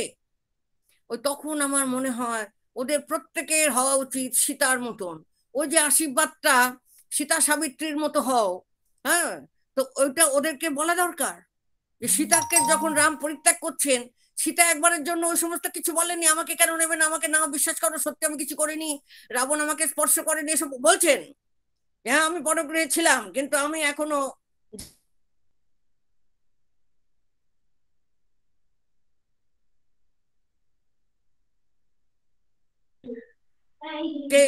অন্য কথা, কারণ আপনি তো সবই জানেন, আপনি মর্যাদা পুরুষোত্তম, তারপরেও আপনি যখন আমাকে এইভাবেই বলছেন, তখন এই দুর্ভোগের সমাধান কি? একমাত্র আমার অগ্নিপ্রবেশ। এবং কারোর কোনো তোয়াক্কা না। ভেবে দেখবেন ওইখানে সমস্ত মুনি ঋষিরা উপস্থিত আছেন, রঘুবংশের কুলপুরোহিতেরা উপস্থিত আছেন, সমস্ত রাক্ষসকুল যারা বেঁচে আছে রামের অনুগত তারা উপস্থিত আছে, সমস্ত বানরকুল যারা রামের সৈনিক হয়ে কাজ করেছে তারা উপস্থিত আছে। সেইখানে দাঁড়িয়ে সীতা লক্ষণকে বললেন, হে সুমিত্রা নন্দন সৌমিত্র, তুমি আমার চিতা সাজিয়ে দাও। বলে তিনি বলছেন যে যেমন এখানেও আবার ওই কথা আছে, যেমন যেহেতু আমি কোনোদিন মানে এটা তার যে সত্য বচন তখনকার দিনের যেটা ছিল, যে সত্য প্রতিজ্ঞা করার যে দৃঢ়তা, চারিত্রিক দৃঢ়তা এবং সততা, নিষ্ঠা এবং শক্তি, যে সাত্বিক গুণ, তার পরাকাষ্ঠা সীতা।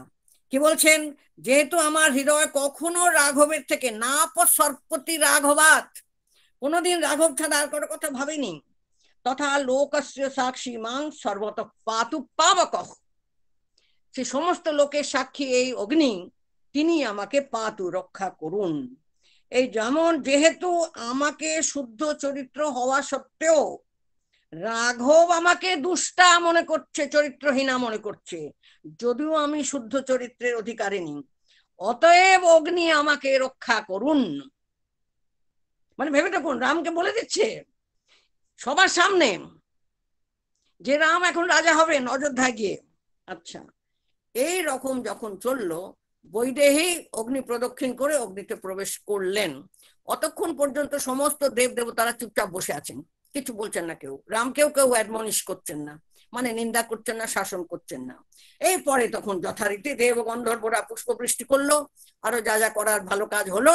অগ্নি স্বয়ং সীতাকে কোলে নিয়ে চলে এলেন, রামকে বললেন, তুমি কি জানো না তুমি কি করছো, তুমি কি নিজের পরিচয় জানো না, তুমি স্বয়ং নারায়ণ, এ স্বয়ং লক্ষ্মী ইত্যাদি প্রভৃতি।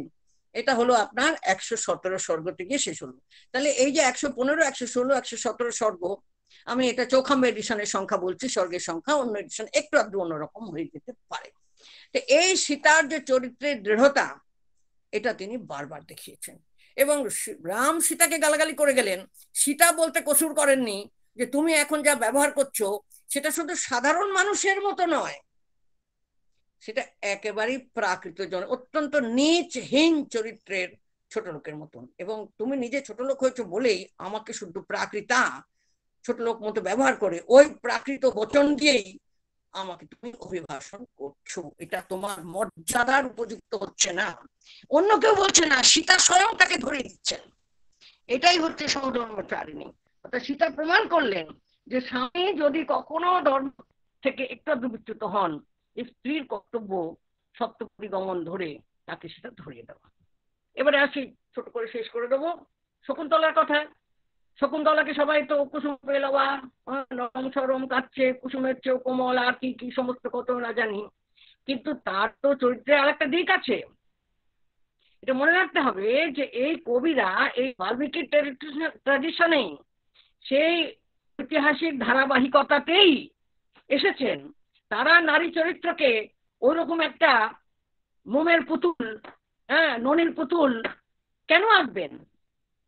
সে নারীর ব্যক্তিত্ব তারা এঁকেছেন, কিন্তু যারা ব্যাখ্যা করেছেন তাদের ওই নরম সরম কুসুম কমলা অশ্রুপরায়ণা, সেই অশ্রু সজল মূর্তিটাই বেশি পছন্দ। সেজন্যই তারা ওই দিকগুলোকে বেশি বেশি হাইলাইট করেন। আপনি ভেবে দেখুন, রাম যখন জঙ্গলে অরণ্যে যাচ্ছেন তখন পত্নী বলছে যে আমি সঙ্গে যাব। এই যে বলে যে বউ স্বামী যেখানে যাবে সেখানে যাওয়াটাই তোমার কাজ। এখনকার কালে গ্রামে গঞ্জে গিয়ে দেখুন, সারা ভারতবর্ষে যখন স্বামীরা বাইরে বাইরে কাজ করতে যায়, কোন শ্বশুরবাড়িগুলো তাদের বউগুলোকে বলে তুমি তার সঙ্গে যাও? না, বলে না কেউ। তখন আর রাম সীতার আদর্শ মাথায় থাকে না। এই যে আদর্শ, এই জন্যই ভগিনী নিবেদিতা যে বলেছিলেন সীতা হচ্ছে আমাদের রানী।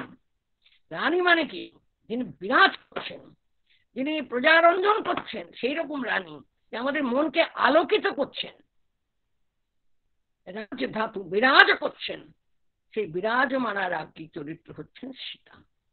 তাহলে এর ধারাবাহিকতায় যখন কালিদাস শকুন্তলার ছবি আঁকলেন, কিরকম আঁকলেন? হ্যাঁ তো বটেই তো, নায়িকা হ্যাঁ, শৃঙ্গার রসের নাটক থেকে নায়িকা কি করবে? যুদ্ধ করবে? করবে না। হ্যাঁ, কুসুম পেলবা, সেখানে শৃঙ্গার রয়েছে, পূর্বরাগ, অনুরাগ, হ্যাঁ, তারপরে বিরহ, বিরহের কারণ ইত্যাদি প্রভৃতি সবই রয়েছে। কিন্তু শকুন্তলার চরিত্রটা কি? যখন তৃতীয় অঙ্কের শৃঙ্গার দৃশ্য পর্যন্ত দেখুন, তিনি বলছেন যখন দুষ্যন্ত সম্ভোগে উদ্ধত, তখন শকুন্তলা তোকে বলছেন পৌরব রক্ষ বিনম, আপনার শিক্ষা দীক্ষার মান মর্যাদা রক্ষা করুন।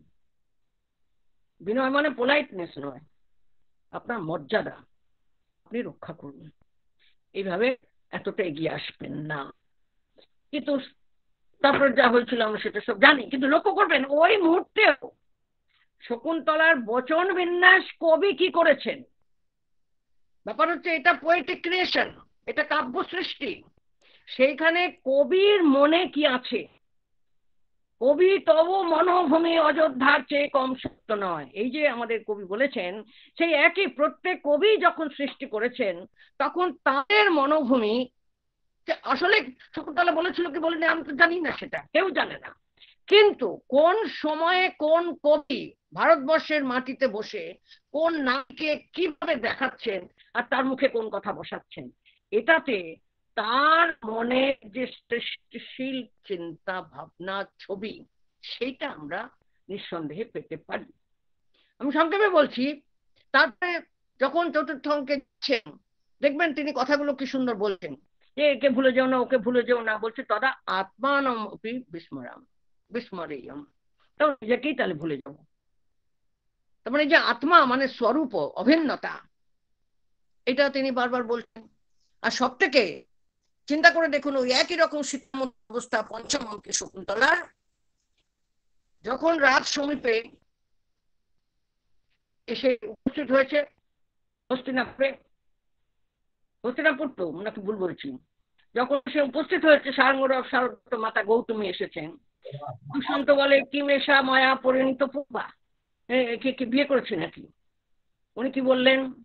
পাব কক্ষু এসু বচন, এই কথাটা আগুনের মতো। হ্যাঁ হ্যাঁ, কিছু বললেন? না দিদি, না দিদি। আচ্ছা, তারপরের কথা কি বললো সে কিছুতেই মনে করতে পারছে না। তখন উনি বলতে যাচ্ছেন আর্যপুত্র মনে করিয়ে দেওয়ার জন্য, বলে স্বগত বলছেন না না অজস্র পরিণয়ে এব সন্দেহ, আরে উনি তো বিবাহেই সন্দেহ করছে, তাহলে তো আর্যপুত্র বলতে পারবো না। তখনও উনি পৌরব বলেছেন, আর্য বলেছেন। তাহলে এই যে সম্বোধনগুলো, এখন তো অত ডিটেইলে পড়াশোনা হয় না, যে কোনো পুরুষ কোনো নারীকে সম্বোধন করবেন আর্যা বলে। দেখবেন ওই মৃচ্ছকটিকে চারুদত্ত বসন্ত সেনাকে আর্যে আর্যে বলে সম্বোধন করছেন প্রথমে। আর বিবাহিত রমণী স্বামীকে ডাকবেন আর্যপুত্র বলেন, কিন্তু অন্যদের কি বলে ডাকবেন? আর্য। এখন উনি বলতে যাচ্ছেন আর্যপুত্র যেহেতু বিবাহিত স্বামী, কিন্তু বলছেন এ লোকটা তো বিয়েতেই সন্দেহ করছে। কতখানি প্রতিবাদী ওই বিপদের মুখে দাঁড়িয়ে কথা সঠিক বলছেন যে এর তো বিবাহেই সন্দেহ, তা তো আর্যপুত্র বলতে পারবো না, তাহলে বলি আর্য। আচ্ছা না, পৌরব। এই গেল।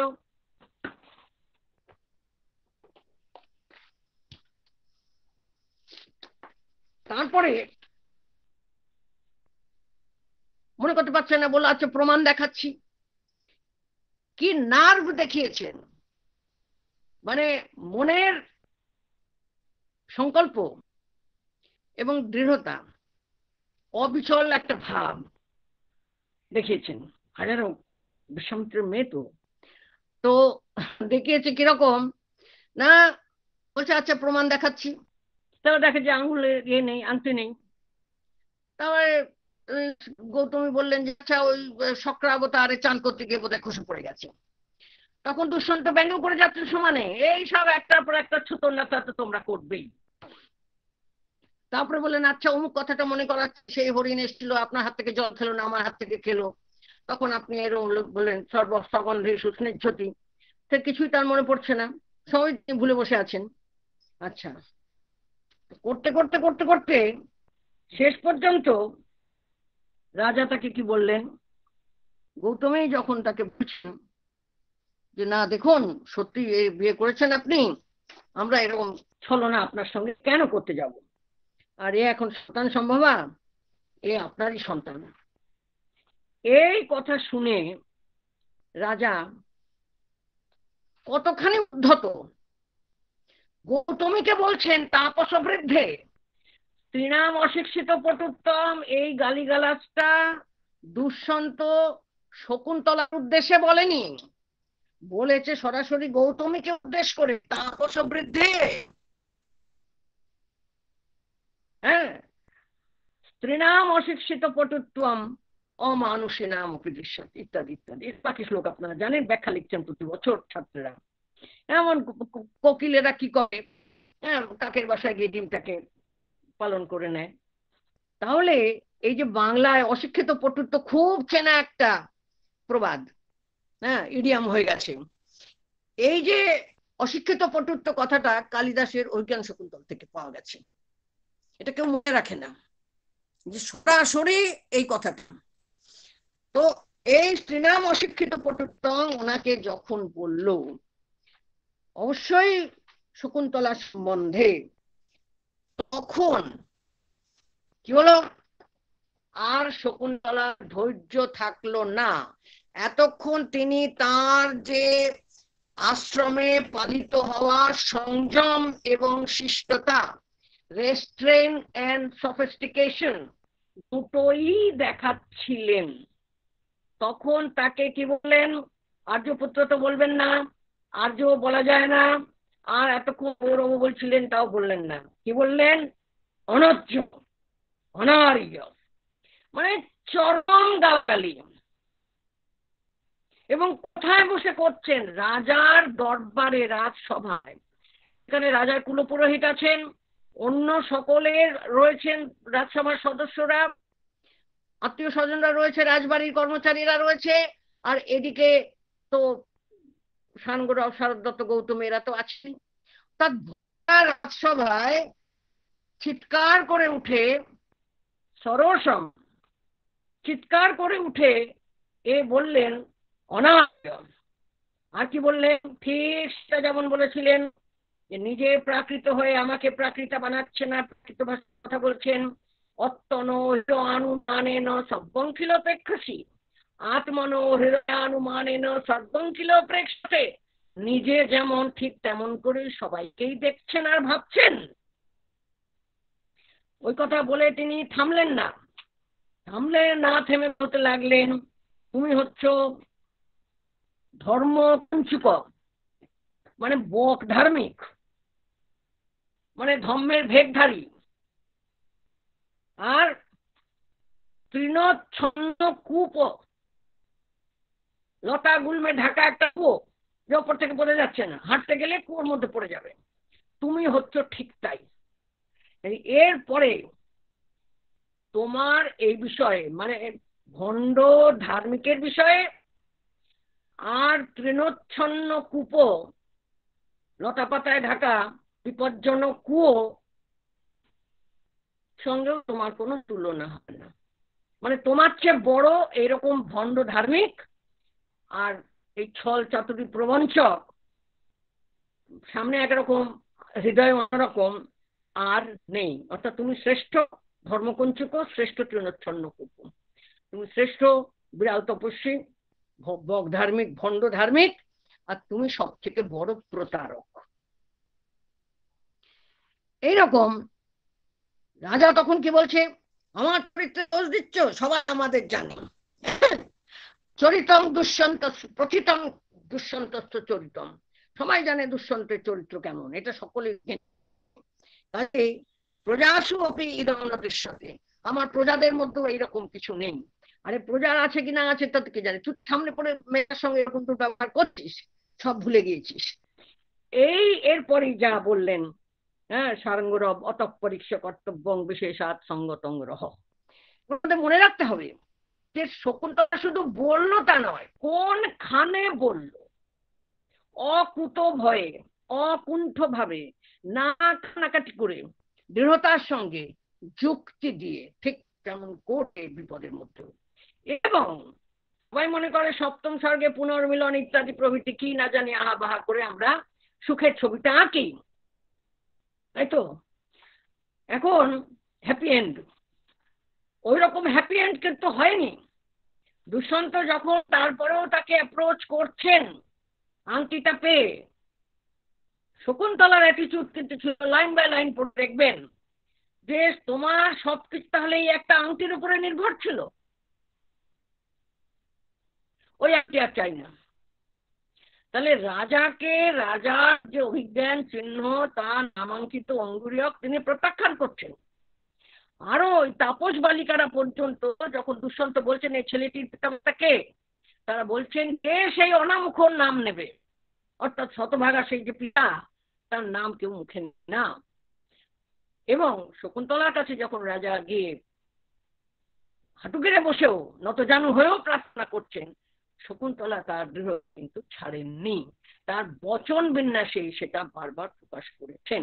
অর্থাৎ এখানে স্বামীকে গ্রহণ করলেও তিনি যে একেবারে নিঃশর্তভাবে তার সমস্ত কথা মেনে নিয়ে নিজের কোনো স্বাভিমান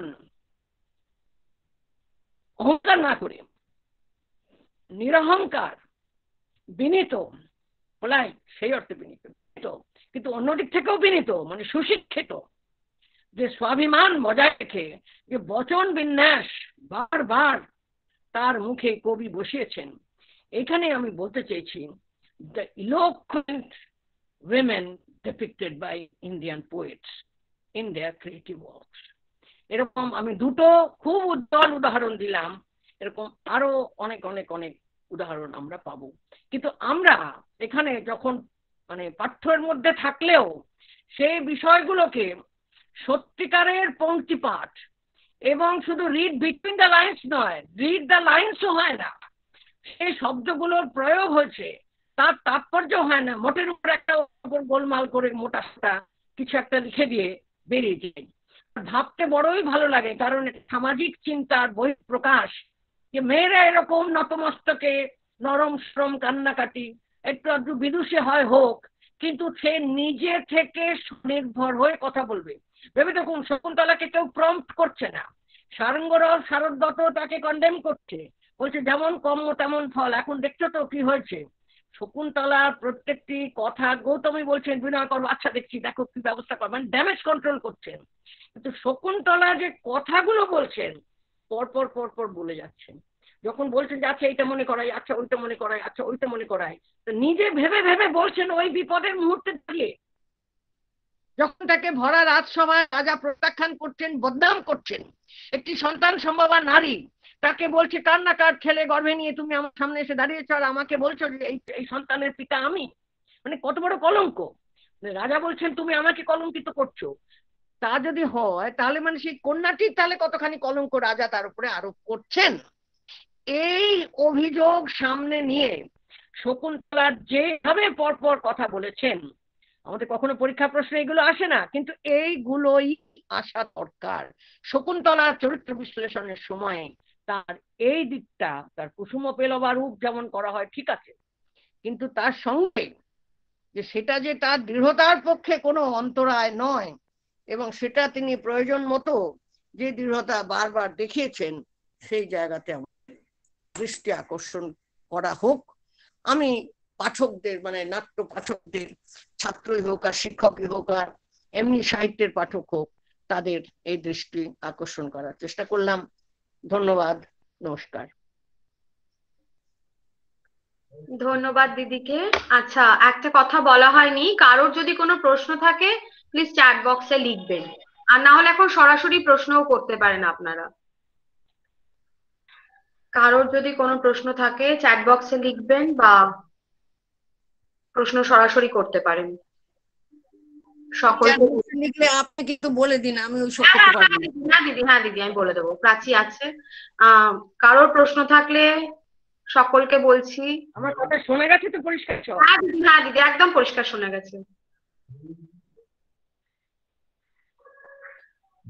সকলকে বলছি, কারোর প্রশ্ন থাকলে চ্যাট বক্সে লিখবেন। কারোর প্রশ্ন, হ্যাঁ দিদিকে প্রশ্ন বা সরাসরি দিদিকে প্রশ্ন করে নাও। সরাসরি দিদিকে প্রশ্ন করে দেবেন। হ্যাঁ, এখন আর চ্যাট বক্সে লেখার দরকার নেই, সরাসরি দিদিকে প্রশ্ন করে দিতে পারেন। আমি এই ফাঁকে একটা কথা বলতে পারি? হ্যাঁ দিদি বলুন বলুন। আর একটা কথা আছে, রামচরিত মানসে একটি শ্লোক আছে, কি জানো, ঢোল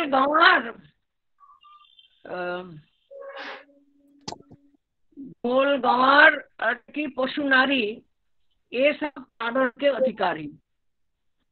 এখন এটাতে অনেকে ব্যাখ্যা দেন, মানে সকলেই ব্যাখ্যা দেন যে এদের সকলকে ধরে ঠেঙাতে হয়, তাড়ন, যে এর সব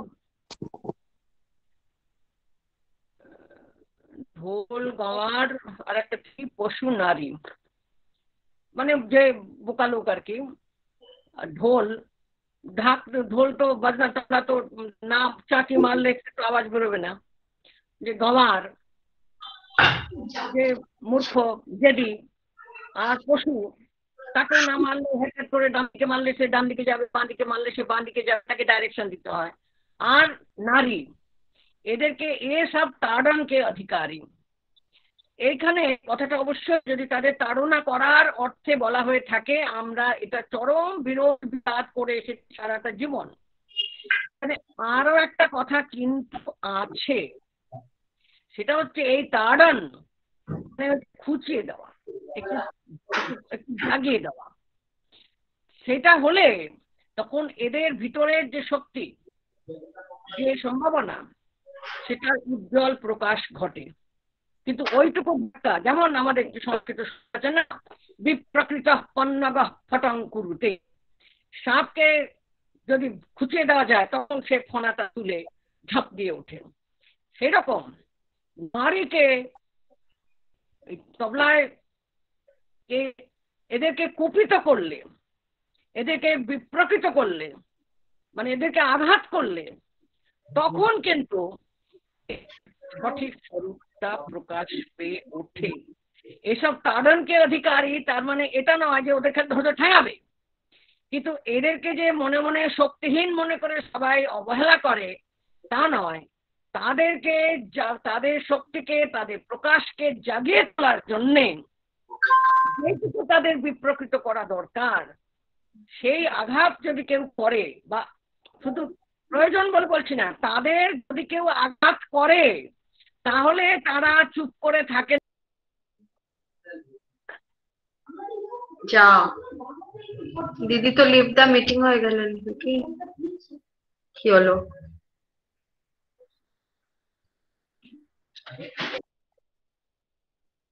একবার ফোন করে বল জয়েন করতে নাকি?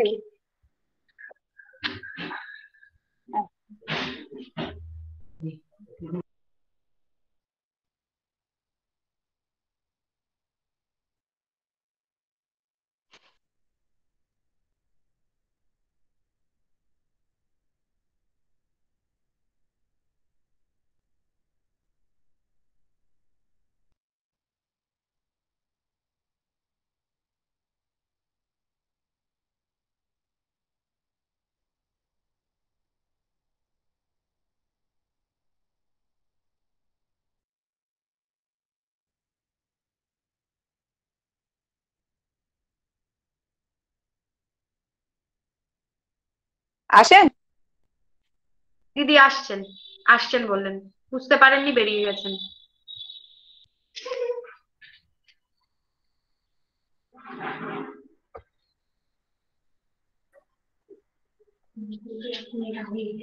আমাকে বুঝাতে বসুন।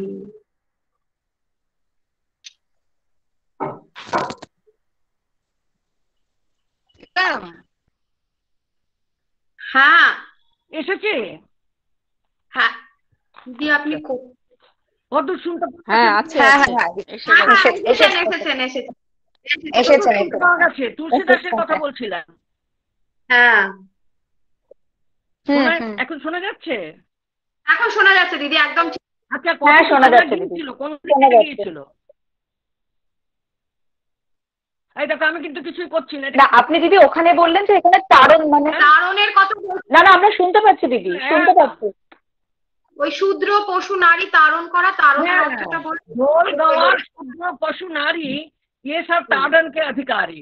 তো এটা সাধারণ ব্যাখ্যা হচ্ছে এদেরকে ধরে ঠেঙানো উচিত, ওতে পাও না।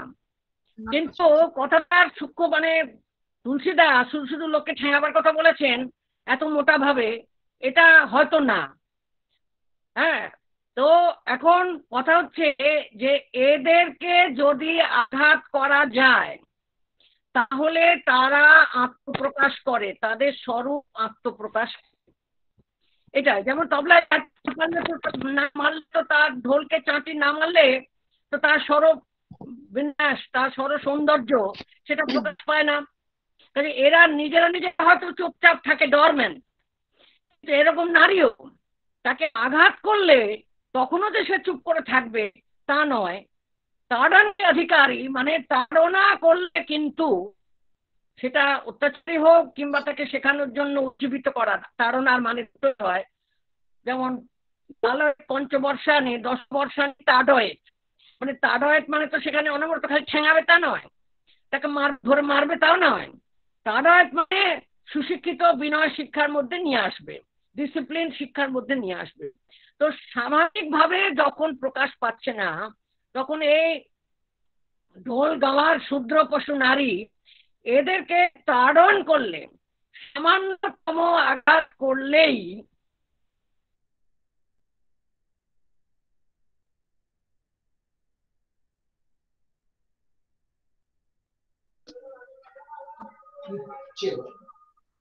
কেটে গেছে, আবার দিদি ফ্রিজ হয়ে গেছে। ওনার বাড়িতে যদি তোমাদের চলে যাবে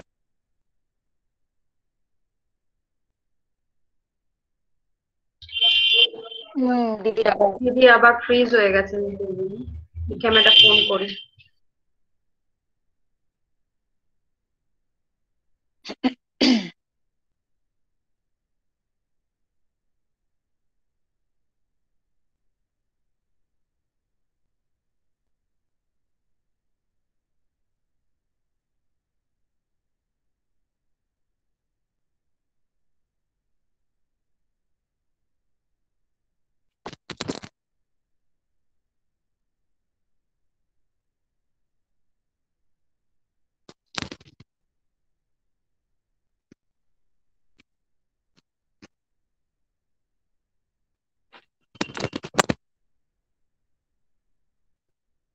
কথা বলুন, কথা বলুন, কথা বলুন দিদি।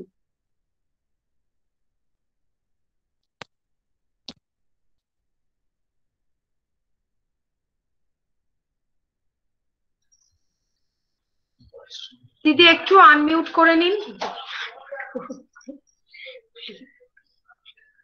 মিউট হয়ে আছেন, আনমিউট করে নিন। আগে প্রথমবার যেটা হয়েছিল সমস্যাটা সেটাই হচ্ছে, একটু আনমিউট করে নিন দিদি।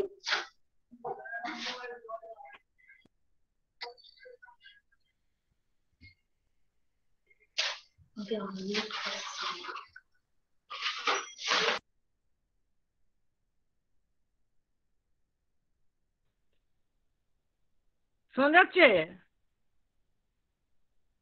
হ্যাঁ এবার শোনা যাচ্ছে দিদি, শোনা যাচ্ছে, শোনা যাচ্ছে।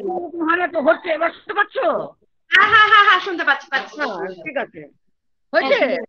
হ্যাঁ আমি বললাম, শেষ করি, মানে এই কথাটা বললে পরে আমি এখন মার খাবো আর কি লোকের কাছে।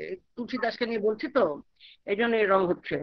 বলছি এই কথাটার মানে যে তুলসী দাস বলেছেন এদেরকে ধরে খালি মারো তা কিন্তু নয়। যেমন লালয়ের পঞ্চবর্ষানি 10 বর্ষানি তাডয়েত, এইখানে তো 10 বছর ধরে ছেলেকে খালি ঠেঙাবে তা নয়, 10 বছর ধরে ছেলেকে শাসন করবে, কন্ট্রোল করবে, তাকে উজ্জীবিত করবে, তাকে প্রেরিত করবে। সেরকম যে এই ঢোল গাওয়ার শূদ্র পশু নারী এরা এমনিতে যা আছে আছে, কিন্তু এদেরকে এদের শক্তি প্রকাশ করতে গেলে তাদেরকে একটু খুঁচিয়ে দেওয়া দরকার, একটু তাড়িত করা দরকার। তো কাজে এবং এরা যদি তাড়িত হয় তাহলে কিন্তু এরা চুপ করে থাকে না, তারা আত্মপ্রকাশ করে। এইটা আমরা সীতার ক্ষেত্রে দেখলাম, এটা শকুন্তলার ক্ষেত্রে দেখলাম। আমরা এইভাবে হয়তো ব্যাখ্যা করতে পারি যে ওই বিপ্রকৃত পন্নগ ফটঙ্কুরুতে, সাপকে খোঁচা দিলে সে চুপ করে থাকে না, সে ফনা তুলে দাঁড়ায়। তো এরা সাপের মতো ফনা তোলেননি, প্রজ্ঞাবতীর মতন তারা বচন বিন্যাস করেছেন, বাগ্মিতার সঙ্গে, কৌশলের সঙ্গে, বিদ্যার সঙ্গে, শিক্ষার সঙ্গে, বিনয়ের সঙ্গে, সংযমের সঙ্গে, অথচ দৃঢ়তার সঙ্গে। এটাই আমার বক্তব্য। শোনা গেল? এবার শোনা গেল, শোনা গেল। এবার বেরিয়ে গেলাম। আমি কিছুই করছি না, এটা আপনি বেরিয়ে যাচ্ছে কেন? না না, ঠিক আছে, আপনি আসছেন, নেটওয়ার্ক। হ্যাঁ দিদি শোনা গেছে, স্পষ্টভাবে শোনা গেছে। কারো কোনো প্রশ্ন নেই তো? অনুষ্ঠানের একদম শেষ পর্বে ভোট অফ থ্যাঙ্কস দেওয়ার জন্য আমি সাবেরি দিকে অনুরোধ করব। অনেক দেরি করে দিলাম তোমাদের, আমি দুঃখিত। না না দিদি, ঠিক আছে, একদম।